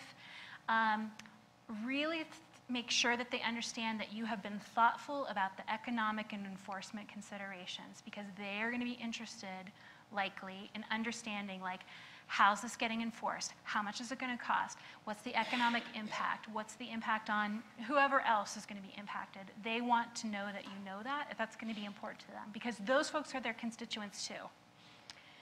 And have a real story. You know, I know a lot of advocates go to meetings with someone who's suffering from smoking-related illness or a young person or whatever to sort of make the case too.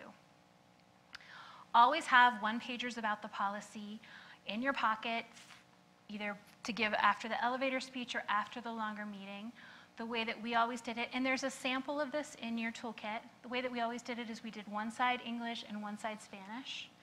And we just made the case very simply and often graphically with an infographic or some data points.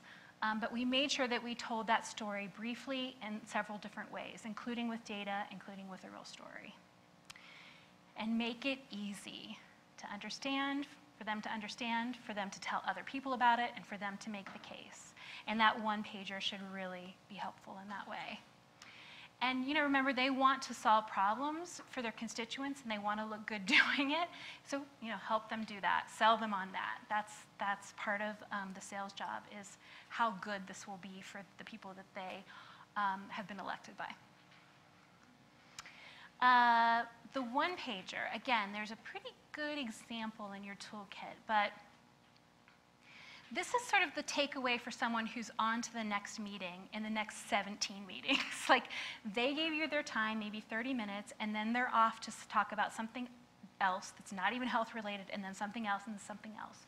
So make sure that that one pager really lays it out. It's, again, comprised of three parts: the problem, the solution, and then, dispelling any anticipated opposition. Again, one side English, one side Spanish. I always like to include some kind of infographic in there, something very visual for someone to take away and be kind of impacted by.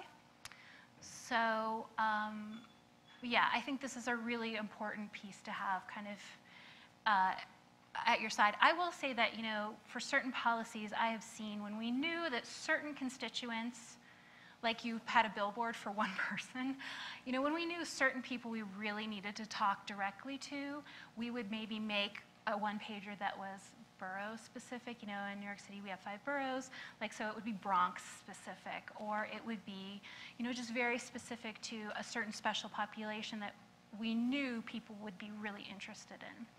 So, but that's kind of up to you, however that's useful.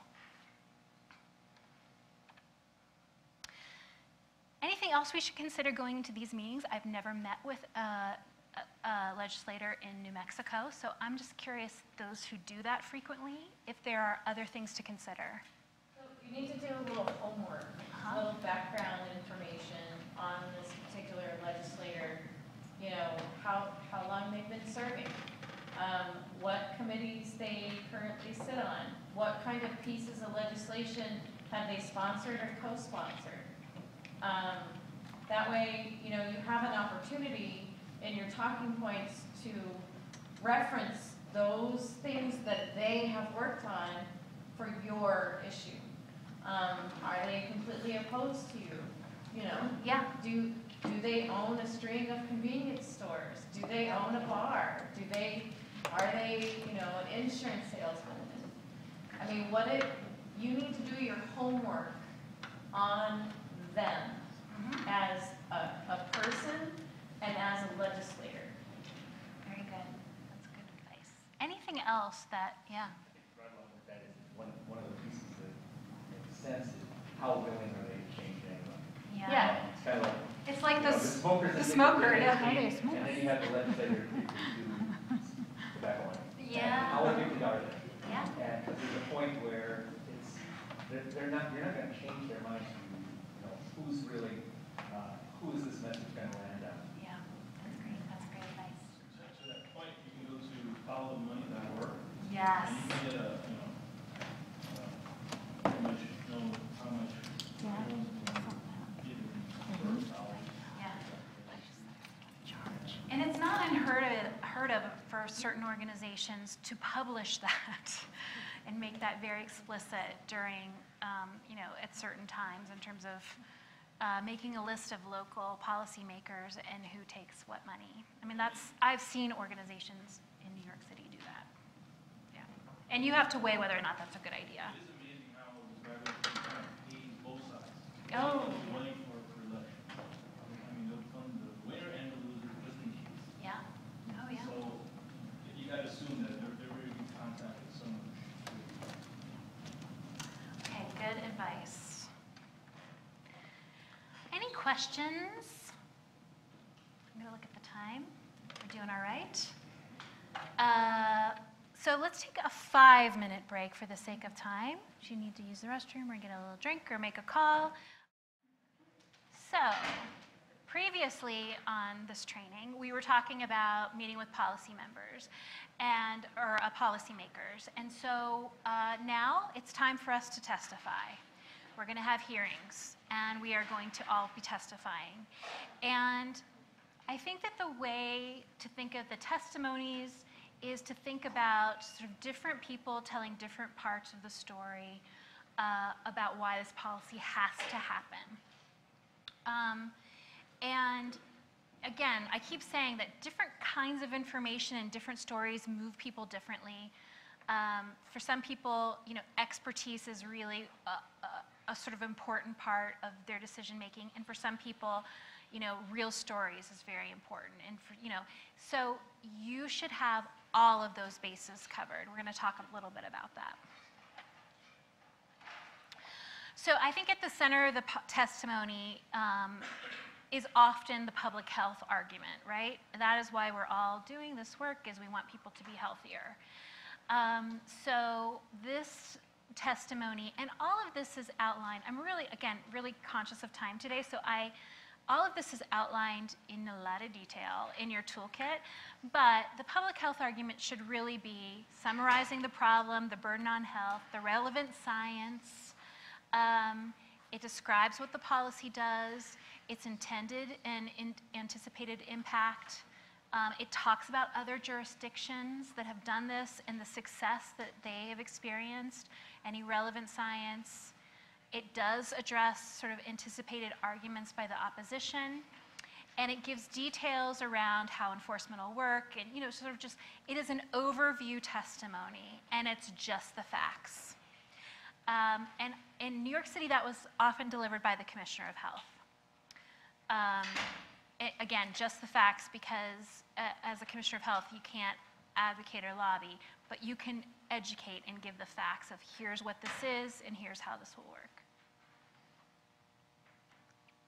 And so then all other testimony kind of builds off of that overview testimony. So, the people in this room probably all can tell a different version of the story of why this is important.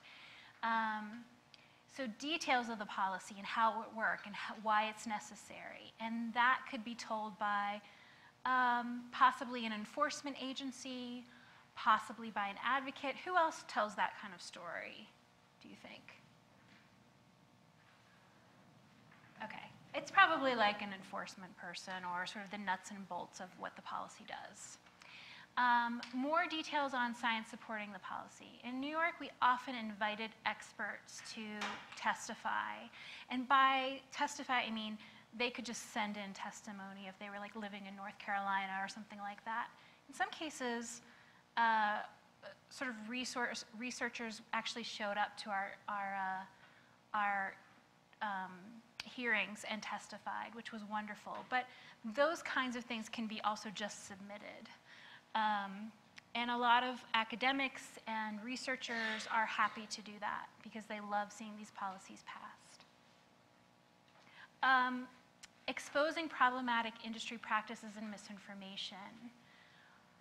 In New York, that was often advocates who would do that, Heart, Lung, and Cancer, really, and sort of our local coalition. But is there anyone else who is really good at sort of talking about that you can think of? Be looking for experts.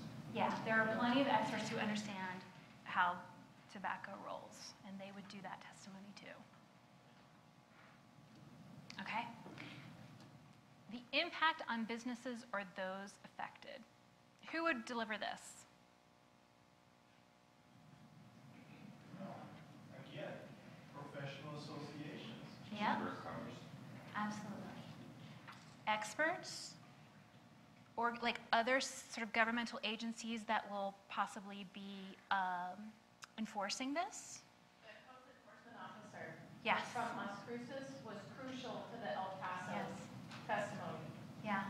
People want to hear that it's practical and that this is how it's going to work. And it's not going to cost the city more money. Yeah. Also, there have been a couple of times where we've had retailers who are kind of on the side of tobacco control who have come to testify about the experience of a retailer working under tobacco control legislation. And that has been really impactful too, for a retailer to say, it's not a big deal. And in fact, I have kids too, and I want these laws in place too. Those are good testimonies to have.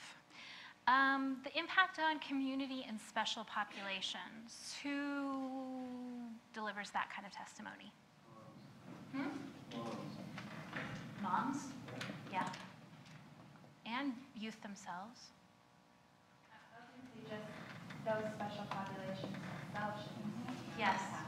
Representatives from those populations. Sometimes researchers also are effective in talking about that. Community-based organizations who serve those populations can be helpful in that.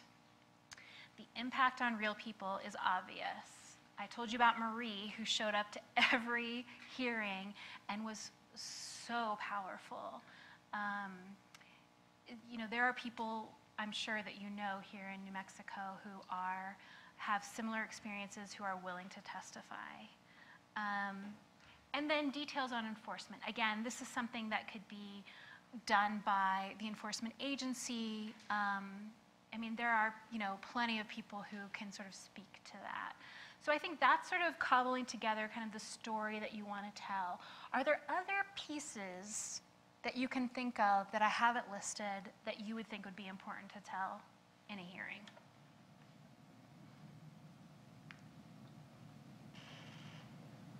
It kind of fits throughout, but I know here people they're very interested in what have other states done.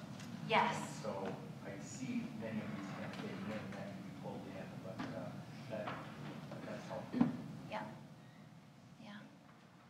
I don't know that it's a piece of this, but another person or population to deliver testimony, but it would feel to me, and I'm totally speaking from a layman's perspective on this, but that, you know, like a reformed smoker Yes. would be, you know, a good success story. Yes.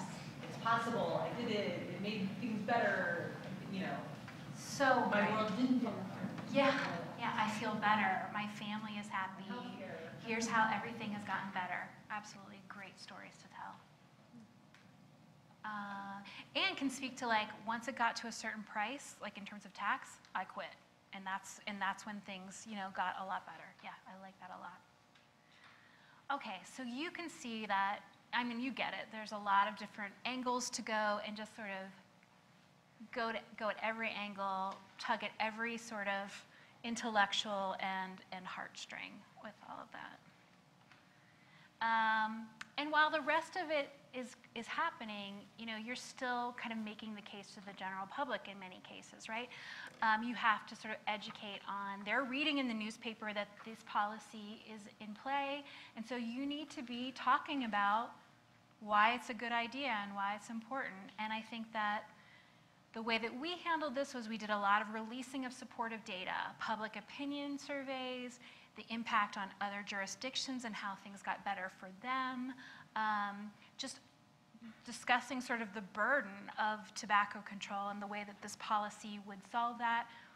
We did a lot of those kinds of releases on social media, in press releases, and we tried to give as many press interviews as we could, lacing all of that into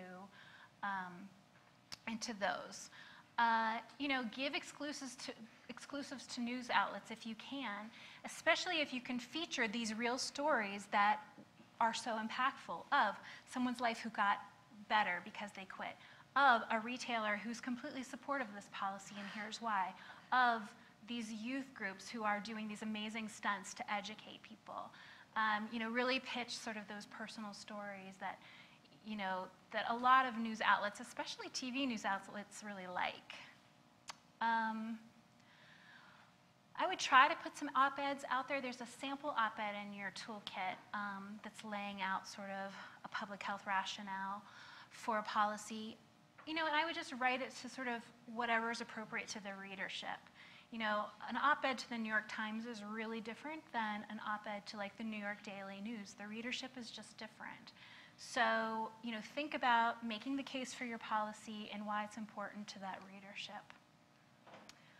And again, frequent social media posts. Make them interactive. Ask the people who are your followers questions and sort of creating an environment where people are talking to you about the policy. And I mean, that's true for all social media, that it's always good to end a social media post with a question, because it just invites comments. So sort of really try to engage people. And honestly, those social media posts later on can be really sort of important little snippets to share with legislators about, you know, these are the kinds of things that the public are saying. And to a certain extent, we've done some listening sessions in town halls. Is that something that you guys do around policy? No? Okay. Yeah, I mean, they're actually, I think, can be pretty useful, especially if you can get certain policy makers to attend with you, and they can hear from their constituents themselves, their concerns and the way they're thinking about it. So that's, that is something that we've done here and there in New York City.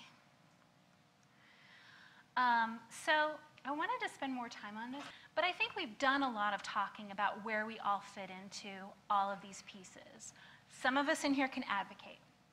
Some of us can't. But some of us can support those advocates by supplying them important data or important contacts to experts, or with youth who can sort of show up to those meetings. I mean, there's a lot of roles to play with supporting those people who can advocate. And I think you mentioned education as one earlier. Yes. I think it's really important. You can advocate, you can educate. That's right, yes. Testifying. I'm guessing that the majority of the people in this room can testify. And I'm just interested in terms of, here and there, sort of what you think, like if it was a tobacco 21 policy or a tax policy, for example, like what would your testimony look like? What would you talk about? I'm not to put you on the spot, but it might be around the public health rationale, the impact to health, the impact to oral health, right? Others, what would your testimony look like? What part of the story can you tell? Laura? What part of the story on tax, or no, how about tobacco 21? What part of that story are you going to tell? I guess I would want to appeal to the legislatures. So much of the conversation in Mexico right now is about finances and a budget deficit. So talk about just, how it saves money overall in the long term. Right. There's lots of data and support and resources behind that. Right. Okay. I saw a hand back here. So, for our coalition, we prepped all of our coalition members like doing a role play, and we had certain coalition members who could lobby. Yes. That was their job. Because we had several people on the coalition that said, I'm just a mom, or I'm just a dad, or I'm just a dude. Great. Yeah. Then you did the hard part. Yeah.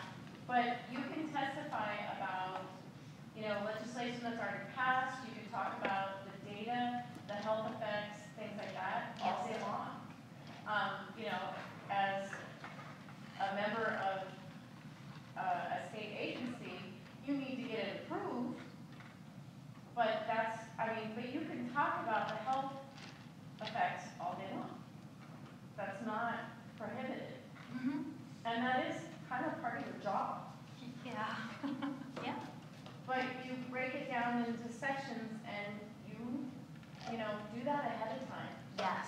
This is all a strategy. Don't surprise anything. And you almost act like a court case where you don't ever ask a question you don't already know the answer to. That's very good. That's great advice. All right. And in terms of promoting the policy broadly, whether it be overt promotion or something a little subtler, like secondhand smoke commercials, I think everybody here probably plays a role in promoting the policy broadly. You have social media followings. You have, well, tell me a little bit. I'm telling you, but sort of talk to me about, Alex, talk to me about promoting a policy broadly and how you sort of think you would fit into that. Well, it would be like, we can't do the policy work directly, but promoting articles or information online, sometimes we can do like a poll, Facebook, there's polls. I tend to use like hashtags, so if there are people outside of our group that follows us, then maybe like hashtag LGBTQ or hashtag health or hashtag tobacco cessation, so that people searching those things will find us, and we're just more likely to get like more hits that way. Yes, very good. Anyone else think about how curious what their role would be in terms of promoting the policy broadly, like sort of to the general public. I mean, the public information officers with social media accounts. I'm guessing that there's a way to do that. There's certainly a way, but it's not precedented in our time together in the administration. Okay. Hasn't been tried. But, you know, if the Department of Health and a different administration has a measure that they want to try to push through, absolutely, our social media would be a place to do that. So even if it's not about policy, but it's just about youth smoking, and it relates to Tobacco 21, posts about youth smoking. Would that be possible? That absolutely Yeah. is something that, you know, has been discussed or, you know, been put on social media and has been messaged out. Perfect. You know, it's just not necessarily, it's only our captive audience of people who like our page that receive that. Okay. And, you know, our audience, while pretty good, is, as, you know, I tell him all the time, we're not the Kardashians. Thank God. We're not sexy, we're not interesting. We are, you know, telling you. Don't Neither of us are married to Kanye West. Yeah. Yes. And it's good to know your audience and know what you can and can't do, but you can still, you know, like, again, not everybody can say, this policy is the best thing ever, say yes. But there are, I mean, I worked for a health department for, you know, many years, and our social media account could never say that either. But we could say, this is, you know, secondhand smoke, this and that, youth smoking, this and that, as sort of nudges toward this policy. I guess one message that we talk about a lot is health disparities, so smoking doesn't impact everybody equally. The people most marginalized are the most hurt by it. So just doing a lot of work around health disparities is a big part. I love that. All right, I'm going to move us on because of time. Okay, this is the last cat meme of the day. It is a little terrifying or adorable, depending how you're wired. Okay, so we passed the policy. It was just that easy. No, it was an absolute battle, and you did it. So now what do? You certainly give thanks publicly and privately through press releases, social medias, events, personal thank you notes, of course, but there are going to be a lot of people, including elected officials, to thank.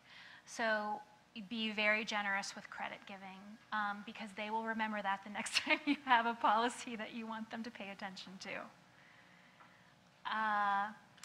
And, you know, there's a lot of work that education and communications can do in terms of helping people who have been impacted by the law and how they comply. And I'm just going to mention again, this is all in the toolkit in some detail. But, you know, for businesses, so I'll give you an example. In New York City, we passed a law banning flavored tobacco products from being sold, period. And like the other tobacco products, like grape-flavored cigars and that stuff. And, you know, we knew that retailers were going to have some questions about how to comply because, I'll be honest, my experience of retailers is they just don't want any trouble. They want to have their business, they want to follow the law, they don't want to get in trouble, they are good citizens. So they had a lot of questions about how to comply, and so we did a lot of work with them on educating them about the law, and so we did mailings. We do have a tobacco license in New York City, so we have a mailing list. But we did a lot of mailings in multiple languages, a lot of different languages actually, because there are a lot of retailers who don't read English. They may speak English but don't read English. So we did a lot of languages.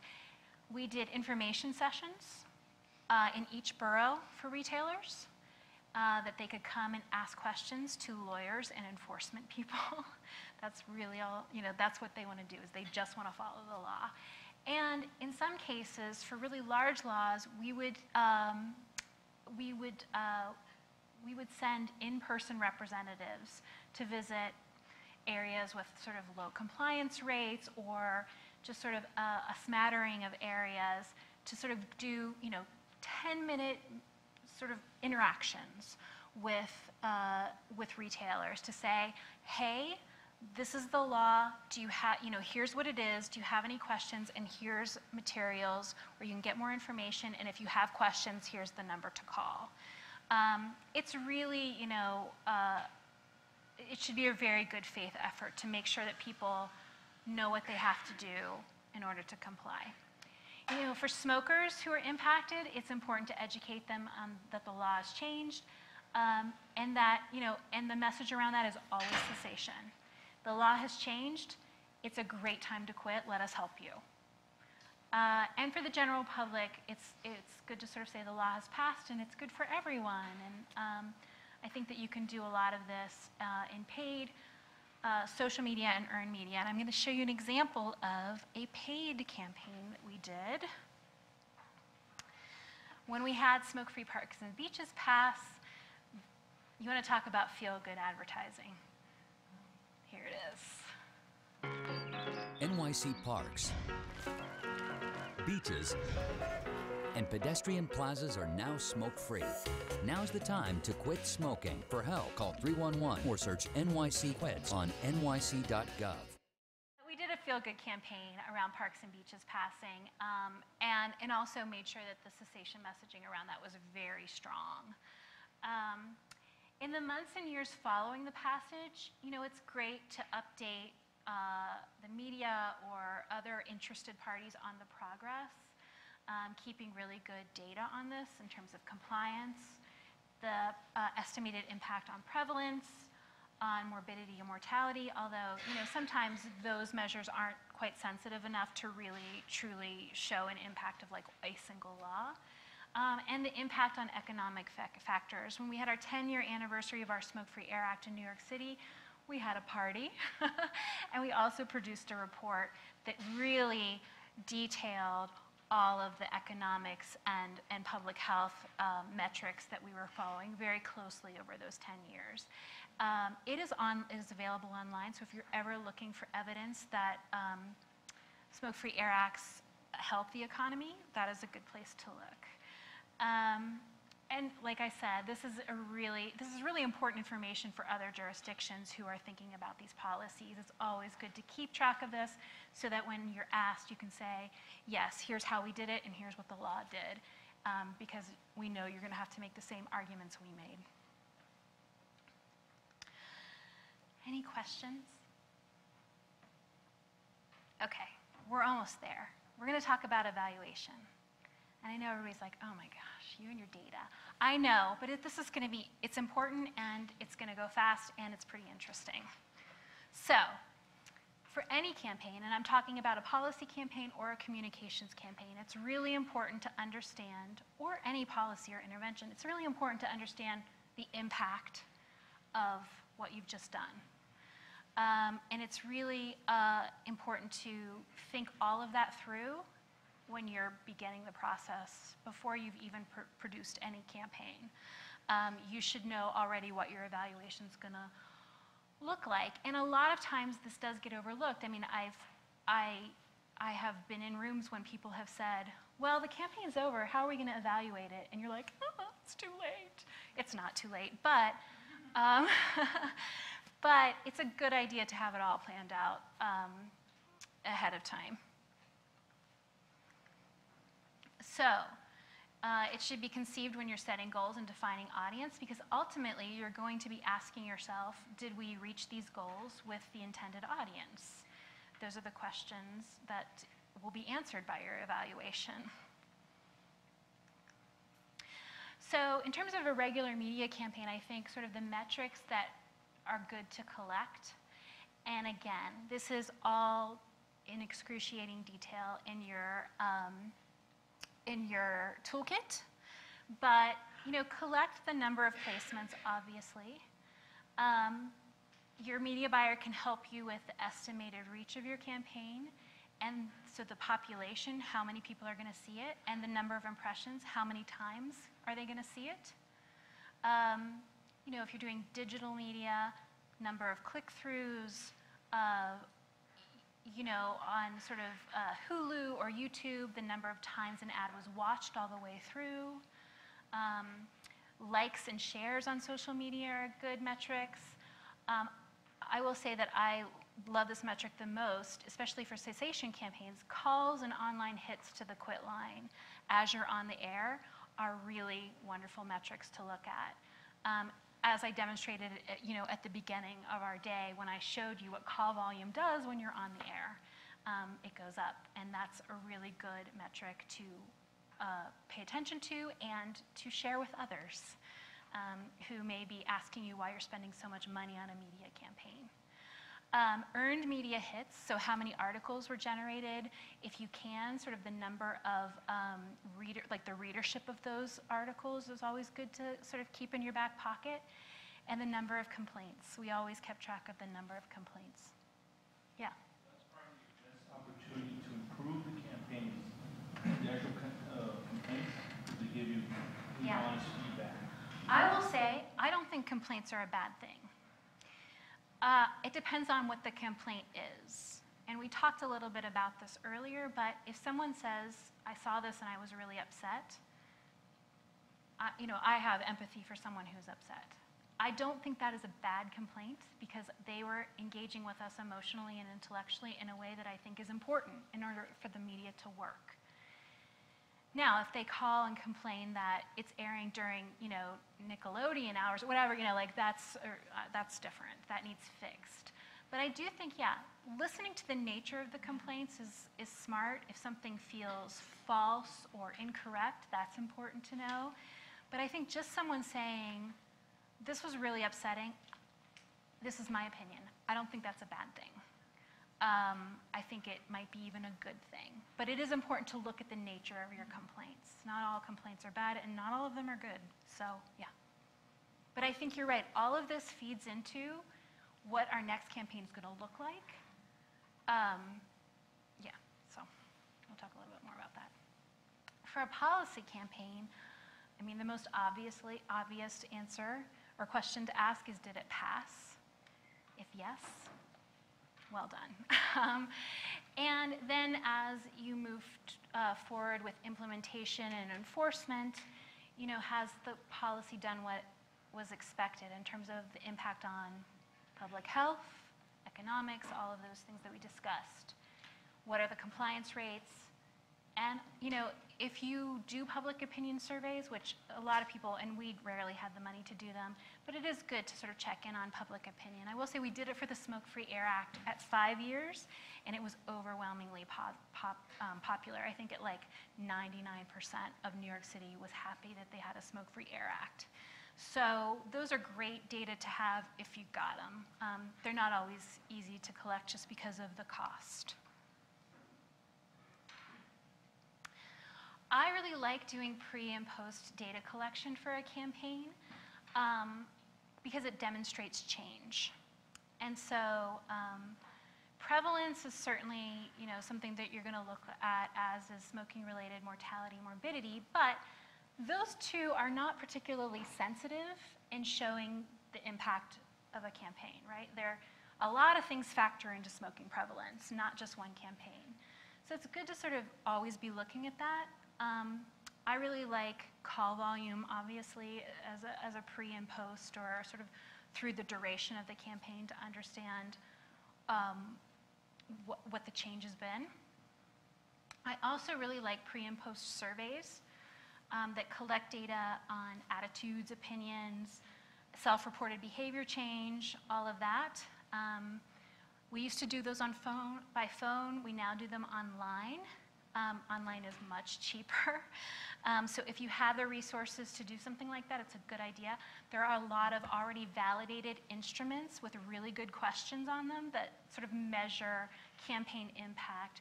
You do not have to reinvent the wheel on an instrument for that. What those instruments collect usually are unaided and aided recall. So did they remember the campaign without being prompted by visuals or descriptions? And then if not, did they, with a visual or description, then they remember seeing the campaign? Asking them where they saw it. Was it believable? Was it important? Did they talk to other people around it? Did they share it? Did they follow up and go to the website? Did they call for quit smoking assistance? And did you change your behavior? Were you motivated to make a quit attempt? Did you make a quit attempt? Melanie Wakefield is the one, and I keep mentioning her, but she's the one who I think initially developed this instrument. So for those who are in research and are interested, that's where to look. Melanie is the one who, but I can also, you can email me and I can send you that instrument. You know, and then you plan for the future with evaluation. That's why you evaluate, is you understand what happened and you understand how you should move forward. So it's good to understand what kinds of ads had the best response. They created likes, shares, click-throughs. The most call volume is so important. And those that are most likely to motivate a change in behavior. And then you use that kind of information to understand what your next campaign will look like. And I also, you know, in my job spent a lot of time like kind of justifying my existence in terms of the job that I did. You know, we spent a lot of money on communications and media campaigns in New York City, and there were a lot of policymakers and elected officials who would sometimes question whether or not that was the best way to be spending money.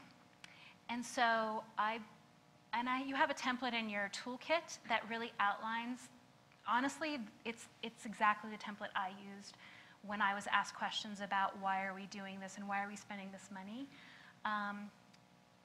You know, simply put, they save lives, but there are a lot of ways that you can calculate, you know, number of people who quit as a result, number of lives saved as a result, cost per life saved, cost per quit, how this has all changed over time, and a lot of relevant research from other jurisdictions pointing to the importance of this intervention. All of that is detailed in your toolkit. I give you like little, like here's how you calculate how many lives were saved by this campaign. And it is based on research. It's not just like Beth Kilgore's way of doing it. It actually has a research basis. But that will be an important tool for some of you who have to really say, this makes sense to spend this money to save the lives of our population. We did it. Any questions? Okay, well, I want to thank you so much. You've been an amazing and very interactive audience today. And not even audience. I feel like we were just all talking to each other, thinking it through together. And I loved it. So I really appreciate all of you. And thank you, Laurel and Benny. You guys have been wonderful to me. So have a wonderful day. Thank you, Beth. Really appreciate it.